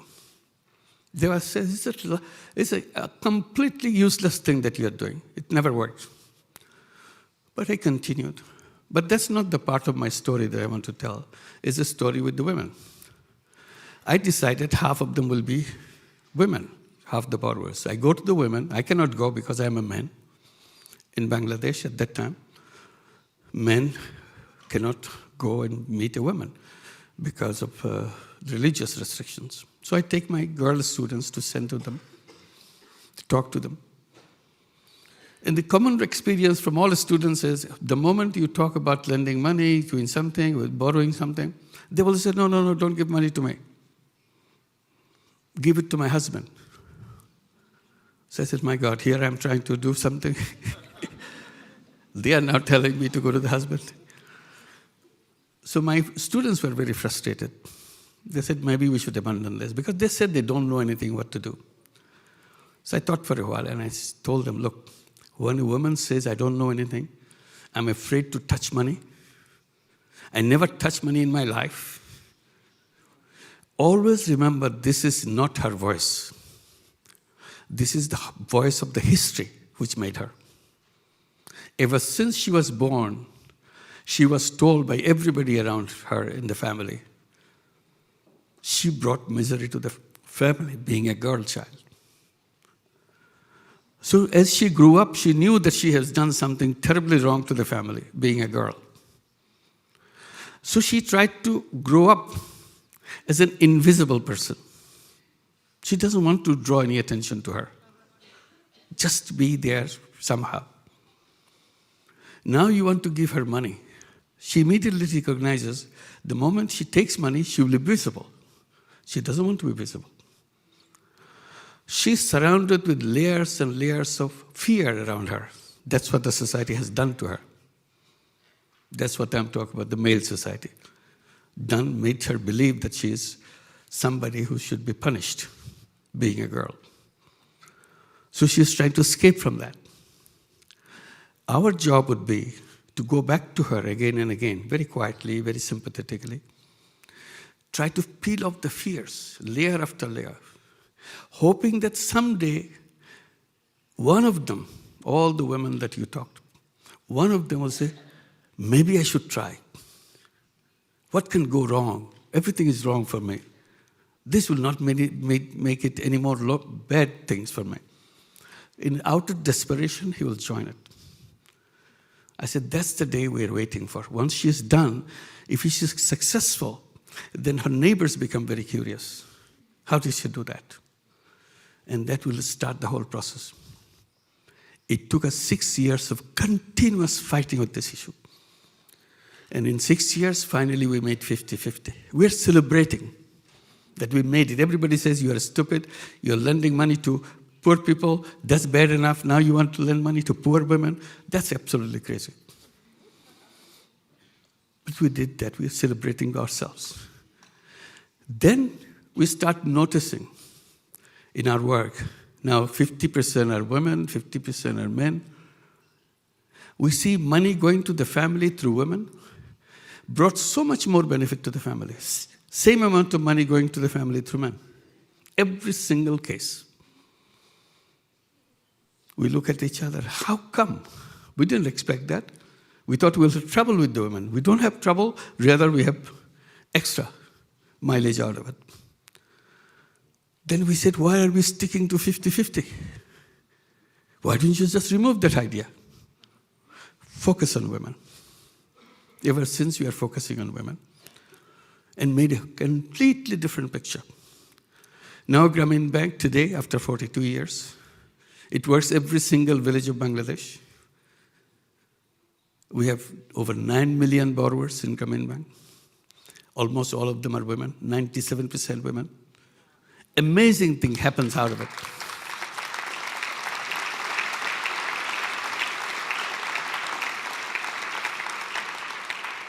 The relationship of men and women changed completely within the family.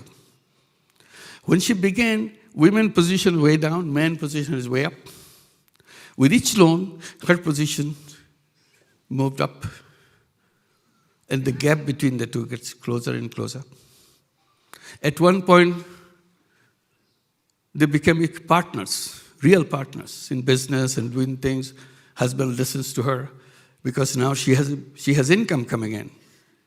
She's the one who has a bank account. The husband still doesn't have a bank account. Amazing thing, we started small savings. We said, even a penny, if you have 1 penny, every week, put this penny in your savings account. It's obligatory to have a savings account in Grameen Bank. They thought 1 penny, okay, we put 1 penny. That penny savings started growing. Each savings become bigger and bigger as their income status becomes higher and higher. Today, they have more money in their savings account than the loan they get from Grameen Bank. We have given over $2.5 billion in loan last year. They have nearly $3 billion in their savings account. That's the transformation. So the relationship completely changes. Some people got interested in doing it in the United States, so we created Grameen America. Started in 2008, setting up a branch in Jackson Heights, New York, in Queens. It came out as a beautiful branch. Everybody wanted to have a branch in their neighborhood. So we have 7 branches in New York City. And other cities became very interested. They said, our poor are worse than New York poor. Why don't you come and help us set up? So we said, okay. We have now 25 branches all over the United States. 7 in New York, 3 in Los Angeles, 2 in San Francisco, and 1 each in Omaha, Nebraska, Charlotte, North Carolina, and so on. In 25 branches, we have over 100,000 borrowers. 100% women, not a single man. They have taken in the 10 years over $1 billion in loan. Startup loan is very rigid. If you start the whole process, your loan cannot exceed $1,500. We thought they will be very unhappy. No, they were very happy because their loan came at $700, $800, $900. $1,500 is way, way up. That's the beginning. And together now they have taken over $1 billion, paid back every penny on dot every week. Within the last 10 years, in every single branch, recovery record of 99% plus. Never failed. Transformation. 60% of these borrowers are undocumented women. Imagine in Trump's world, an undocumented woman being given a loan, in total over $1 billion. It didn't worry us a bit. We continued. We knew that it works. So it's now expanding. The question is, why this relationship is the way it is? Because we created those institutions like banks. Whoever designed that bank didn't have women in their mind. They didn't have poor in their mind. So had people who have money, they get the money. We challenged it. We created an alternative bank. That's why our bank is known as a bank for the poor. And I'm usually referred to as a banker to the poor. That's fine. You need a separate banking institution, financial institutions. So what we do through this bank, we provide other services like insurance. Health is another major issue for women. If you are poor, you are absolutely poor in health. That goes together. There's no health care. And then you have the children, then you have the pregnancy, then you have the delivery, you die. That's your outcome. It's a game that you play, having a child or die. What do you do? High death rate among them. So we had tried to address it, and the country was trying to address it. Now, maternal death came down. We created a healthcare program to make sure we have safe pregnancies. We brought technology into it. Intel Corporation has created a joint venture with us, another kind of business that we do. And we call this business a social business. Social business is a non-dividend business. It doesn't give you any dividend. You don't take any profit out of that business. So this is a kind of a reaction to the conventional business where it's making money. Making money has created a lot of problem for us. And that leading up to the problem that we create for the poor, but particularly for women. That idea of maximizing profit had created a world of extreme wealth concentration. All the wealth of the world is concentrated in fewer and fewer hands. 99% of the wealth is concentrated in the hands of 1% of the people.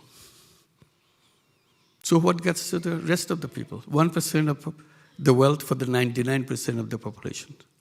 So it is still, and it's getting worse every day. So we raised this question. Then we said, why business has to be profit maximizing only? Then we tried to identify designers of economics who designed that theories. They interpreted human being in a wrong way. They interpreted human being as someone who is driven by self-interest, meaning selfishness. I said, that's not real human beings are. Real human beings are different, very different than selfish. They are a mixture of selfish and selfless. I'm not saying they are all selfless. They are a mixture. Elements of selfishness, elements of selflessness. But the theory has provided business for selfishness, has not provided a business for selflessness. Once you go through this economics, once you learn these big businesses, you are actually fitted with glasses, with dollar sign. You see the world with dollars. You don't see anything else. I said, that's a very wrong glasses we are wearing. And as a result, we created a very uneven world. And who suffers the most? Women suffers the most. Because these are controlled by men up here.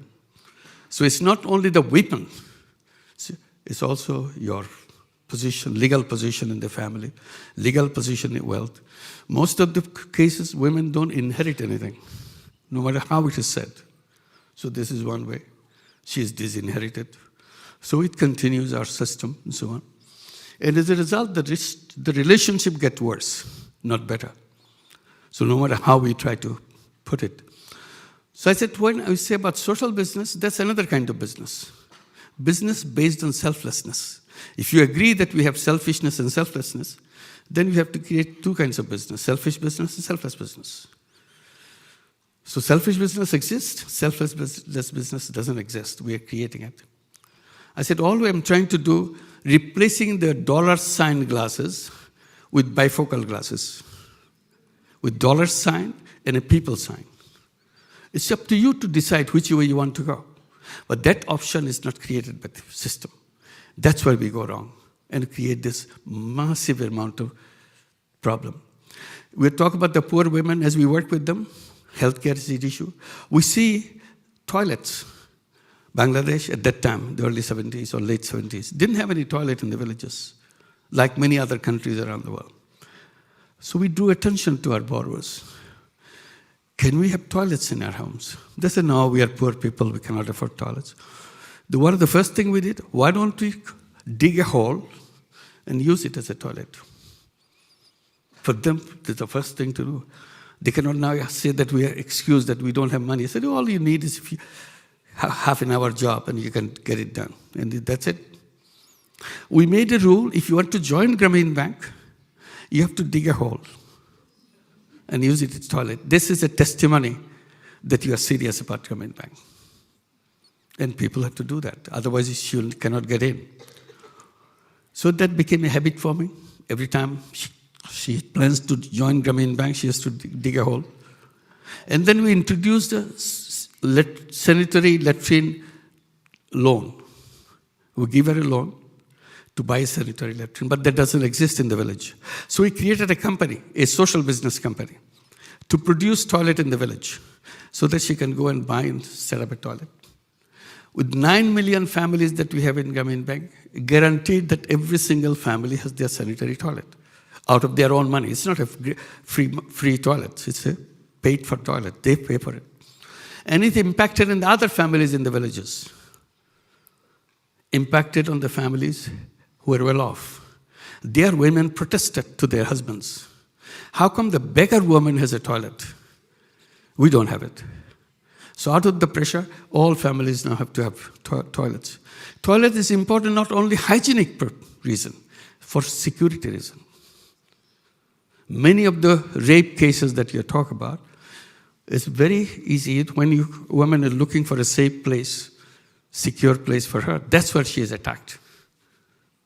Perpetrators are just watching where she's going. And it's a very common phenomenon whenever there's no toilet. Women are attacked when they're going to toilets, which didn't exist. So now that gives security for you. And all the things we did, nothing with the donations or somebody else's money. This is their own money. They pay. Just make it easy. Make a banking system which works for them. So we created the healthcare system, health insurance program built into it, so that the relationship between boy and girl in the family, relationship between the husband and wife in the family, goes through the transformation. Now, the more women will become powerful, less she will be attacked, because she has a now defensive mechanism. We created organizational structure in this system. 5 women get together. That is the core of Grameen Bank. So she's not alone. One husband was complaining to me in early years, I should mention that. I said, how do you feel? We were walking together in the village's road. So I said, do you know there's a Grameen Bank in this village? He said, yeah, I know. How do you know? Because my wife has joined the Grameen Bank. I said, okay, that's good. He said, how do you like it? You like the Grameen Bank? Your wife joined? Yeah, I like it. She got some money. She's working. That's good for me. Then he keeps quiet for a while. He said, you know, one thing I don't like about Grameen Bank, I was become very attentive. What is that he doesn't like? He said, now I can't beat my wife. What's wrong? Why can't you beat your wife? You know, last time I beat her, all these women come screaming at me. Who are these women? They are their group members, what they call, I don't know what they call. They come yelling at me. It's no fun beating wife when everybody yells at you. See? So that also helped, that you are not alone. You are not there to beaten up and cry silently because nobody can help you. Now your friends come up. So this is the way you build up the network and so on. So we have a whole system, the social business. We brought solar energy into the village as a social business. Simple thing, your solar panel, battery, and so on. We said, whatever money you spend on kerosene is not only a fossil fuel threatening the climate, it's also a health hazard for women. She's always inhaling this fume from the kerosene. So we said, we can remove it completely. Created that company, social business company, Grameen Energy. And we told the people in the village, whatever money you spend on kerosene, just give it to us every month. We give you solar energy, electricity. Suddenly electricity is everywhere because all they do is pay us the kerosene money and we cover our cost in 3 years. After 3 years, they don't have to pay us any penny. Today, more than 4 million homes are with solar energy. Once solar energy goes, electricity comes. And we have created a telephone company. Would you believe that? Grameen Phone. That telephone company started with the objective to bring telephone in the hands of women, poor women, in the villages. Everybody laughed. He doesn't understand business. This company will collapse very soon. He wants to give telephone in the hands of poor women. Who ever heard of poor women having a telephone? Why does she need a telephone? I said, no, okay, don't worry about us. We're in good care. We told the women, buy yourself a telephone. We'll give you the loan to buy it and sell the telephone service in the village. Because you are the only one with a telephone. Everybody has to come to you to make a phone call and charge them high. Within 2 years, we had more than 1 million telephone ladies all over the country. And the company expanded very fast. And women has the telephone. Telephone is power. Because now she can call. In one time, a policeman was not coming because there was an attack in the village. She called the policeman because we gave her all the numbers, which is important for her. She called the policeman. They said they didn't take it. So okay, we'll come. Hours go by, he don't come. Then she calls back. She has all the numbers. She has the telephone number of the Prime Minister. She has the telephone number of the Women Minister. She said, do you want me to call the Prime Minister? I have the number, I can tell you. Within minutes, police came. Because this crazy woman can do anything. She can make my life miserable if she starts calling everybody. So this is the power, just make a phone call. So what I'm trying to say in all, is the power structure has to change. We have to change the whole structure of the economy. Economy cannot go on like the way it is. It has to be bring up as a human being. We have to act as a human being, not a money-making robots. We are not robots. Many of the things happen, even the war, even this conflict we are talking about, behind them some money makers are fueling the whole thing. Or the reason they're fighting is for financial gains, for something. So once we rediscover ourselves as instead of money makers as a human being, we transform the society. Instead of a civilization based on money making, based on greed, if you want to solve this problem, we have to create another kind of civilization. Civilization based on human values and fellow feeling. That's the kind. We can do that. It's not something impossible. It looks impossible in the beginning, but once we get involved in it, piece by piece start coming. You thought that the hardest person to change, he becomes the first person to change. Thank Amazing you. thing, because it's in there. Thank you very much. Thank you very much, Professor. Thank you very much. Professor Mohamed Yunus.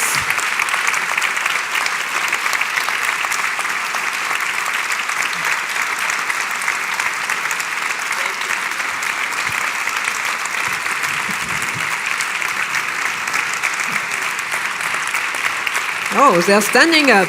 They're standing up for you. It's a standing ovation. Thank you.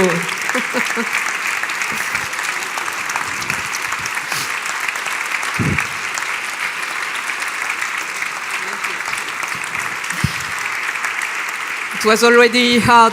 Please stay on the stage with us. It was already hard to interrupt a Nobel Prize, and it's hard to interrupt the applauses. But I apologize. But we have a few minutes to take questions from the audience. I guess there is a lot of them. There are a lot of them.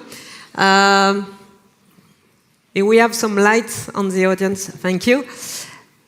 And maybe a first question. Une première question. Ici, here.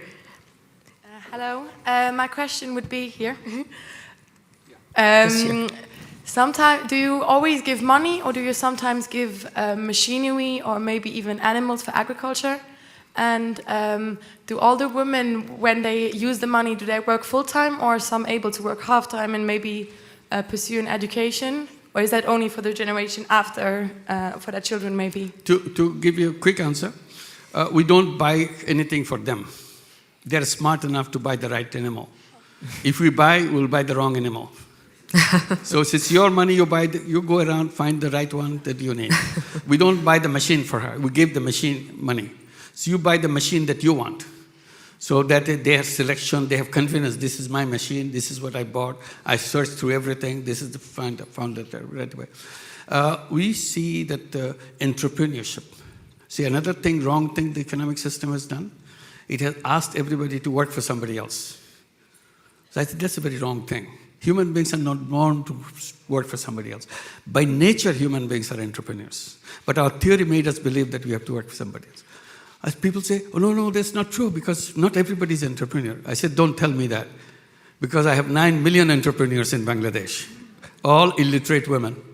If illiterate women can become an entrepreneur with a $30 loan, anybody in the world can become an entrepreneur. So this is it. Now we tell the young people, unemployed young people, forget about jobs. Tell yourself, I'm not a job seeker, I'm a job creator, I'm an entrepreneur. So we created a fund, venture capital fund, and ask young people, come with a business idea, we become your partner, we invest in your business. Now thousands and thousands of unemployed young people come with brilliant business ideas, we keep on investing in them, and they do wonderful things. So this is the beginning. So we have to reformulate the whole thing. Thank you. Thank you.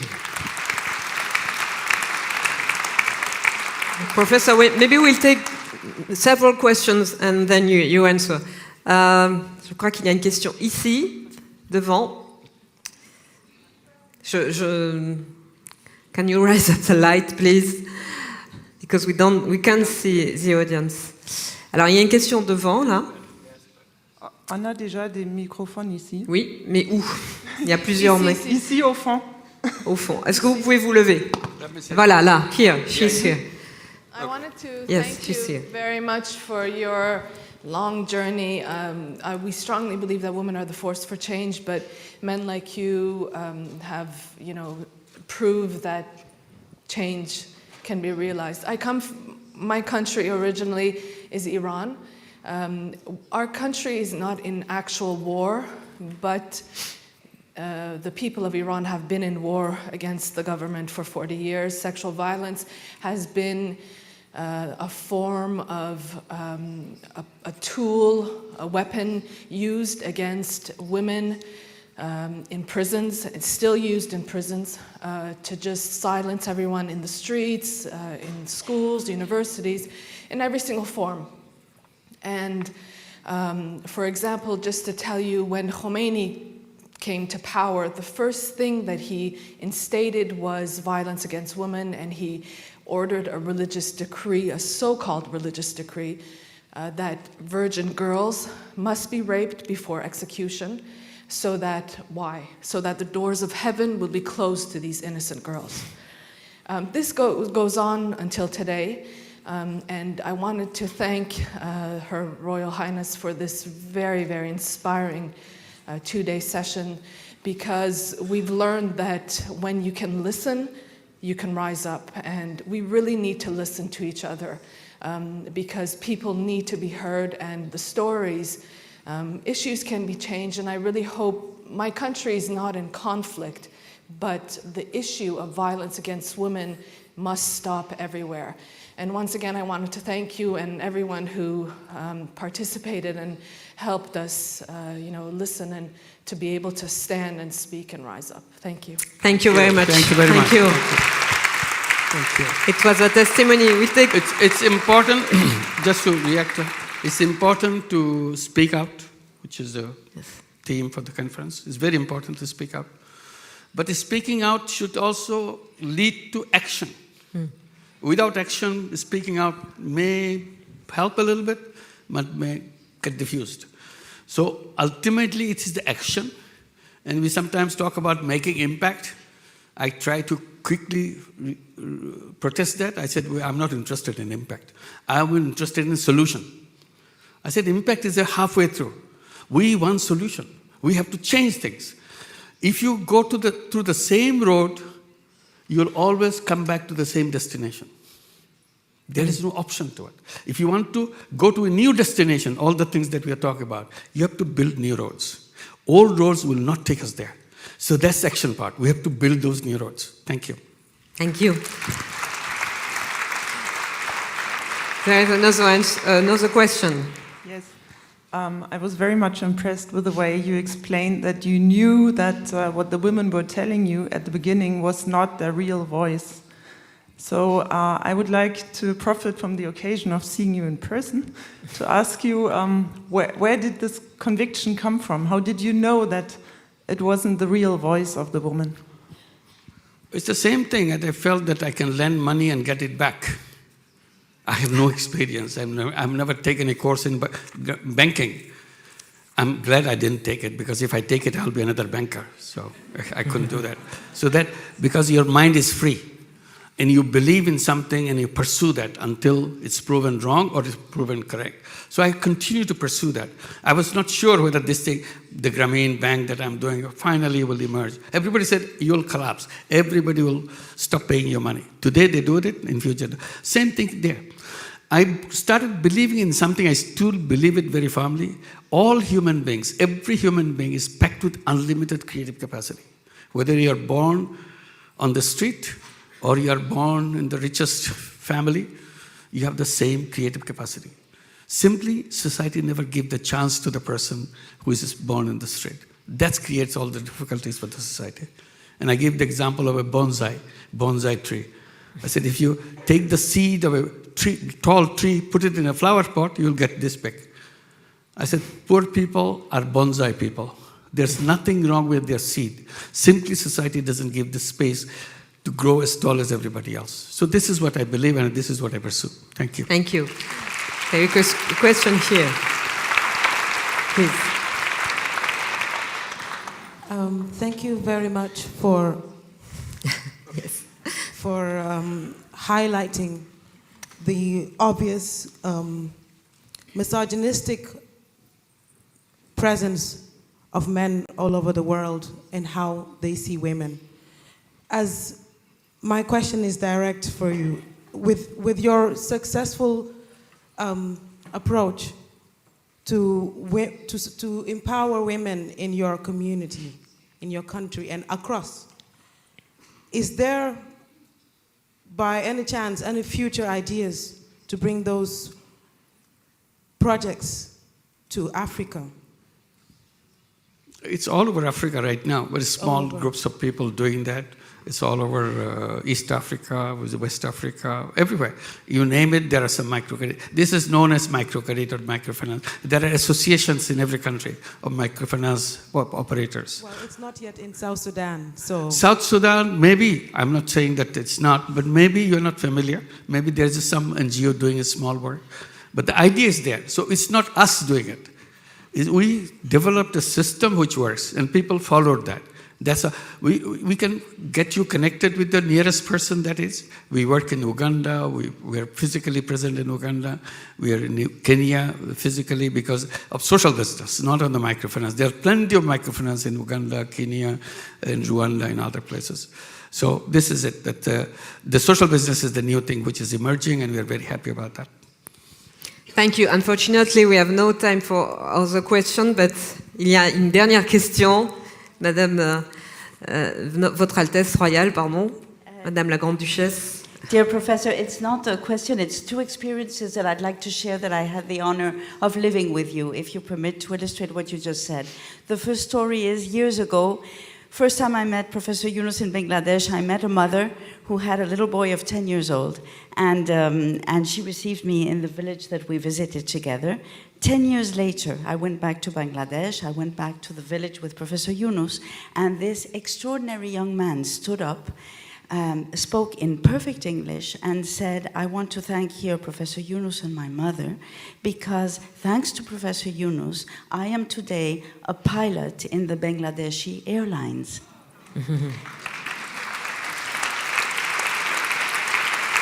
And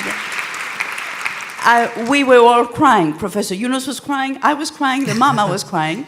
And the young boy and Professor Yunus said to me, never in my wildest dreams would I have imagined that the first generation of children, of the women whom I have helped, are at university. I was hoping for primary school. Today he has doctors, he has pilots, he has nurses of all scale, children of the women. That is one story. And the second story, which I hope you won't be upset that I say, because it's to show the power of women and the power of peace that we have to insist on. When Professor Yunus started having enough villages, one of the things he didn't say in his great modesty is that many of the women did not want to vote. In Bangladesh, women have the right to vote. And he had to convince them, because of course, again, they would say, we cannot vote, we have been repudiated by our husbands, we do not have any right to vote. And Professor would say, yes, you can vote. But how do we vote? We usually vote what our husband tells us to vote. No. You vote just like me. I look at people, I hear people, and whoever is most convincing to me is the person that I am going to vote for. Little by little, he convinced the women to go to the voting polls. And the result, the first time that massively the women went to vote, is that in the Bangladeshi parliament, where there were 40 extreme Muslims who were sieging, that number of 40 in one vote came down to 3. Talk about peace. Thank you. Thank you. Thank you, Your Royal Highness. Thank you very much. Thank you, Professor. Thank you very much. Thank you very much. Thanks a lot. I'll let you go and get back your seat. Thank you again.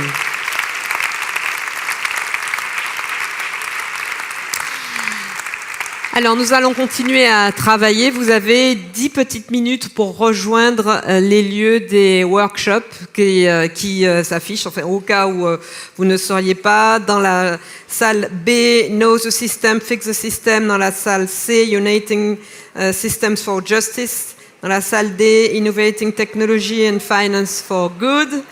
Et dans la salle E, Sexual Violence on Migrants. Dans la salle du restaurant du ministère, Repairing the Harm of Second Violation. et dans la conference room Healing Through Sports. Voilà, vous avez 10 petites minutes pour rejoindre les workshops. Ensuite, nous enchaînons avec le déjeuner et puis il faut absolument que nous soyons tous de retour avant 15h pour la restitution des workshops. Bon travail à tous. Olúwa fún mi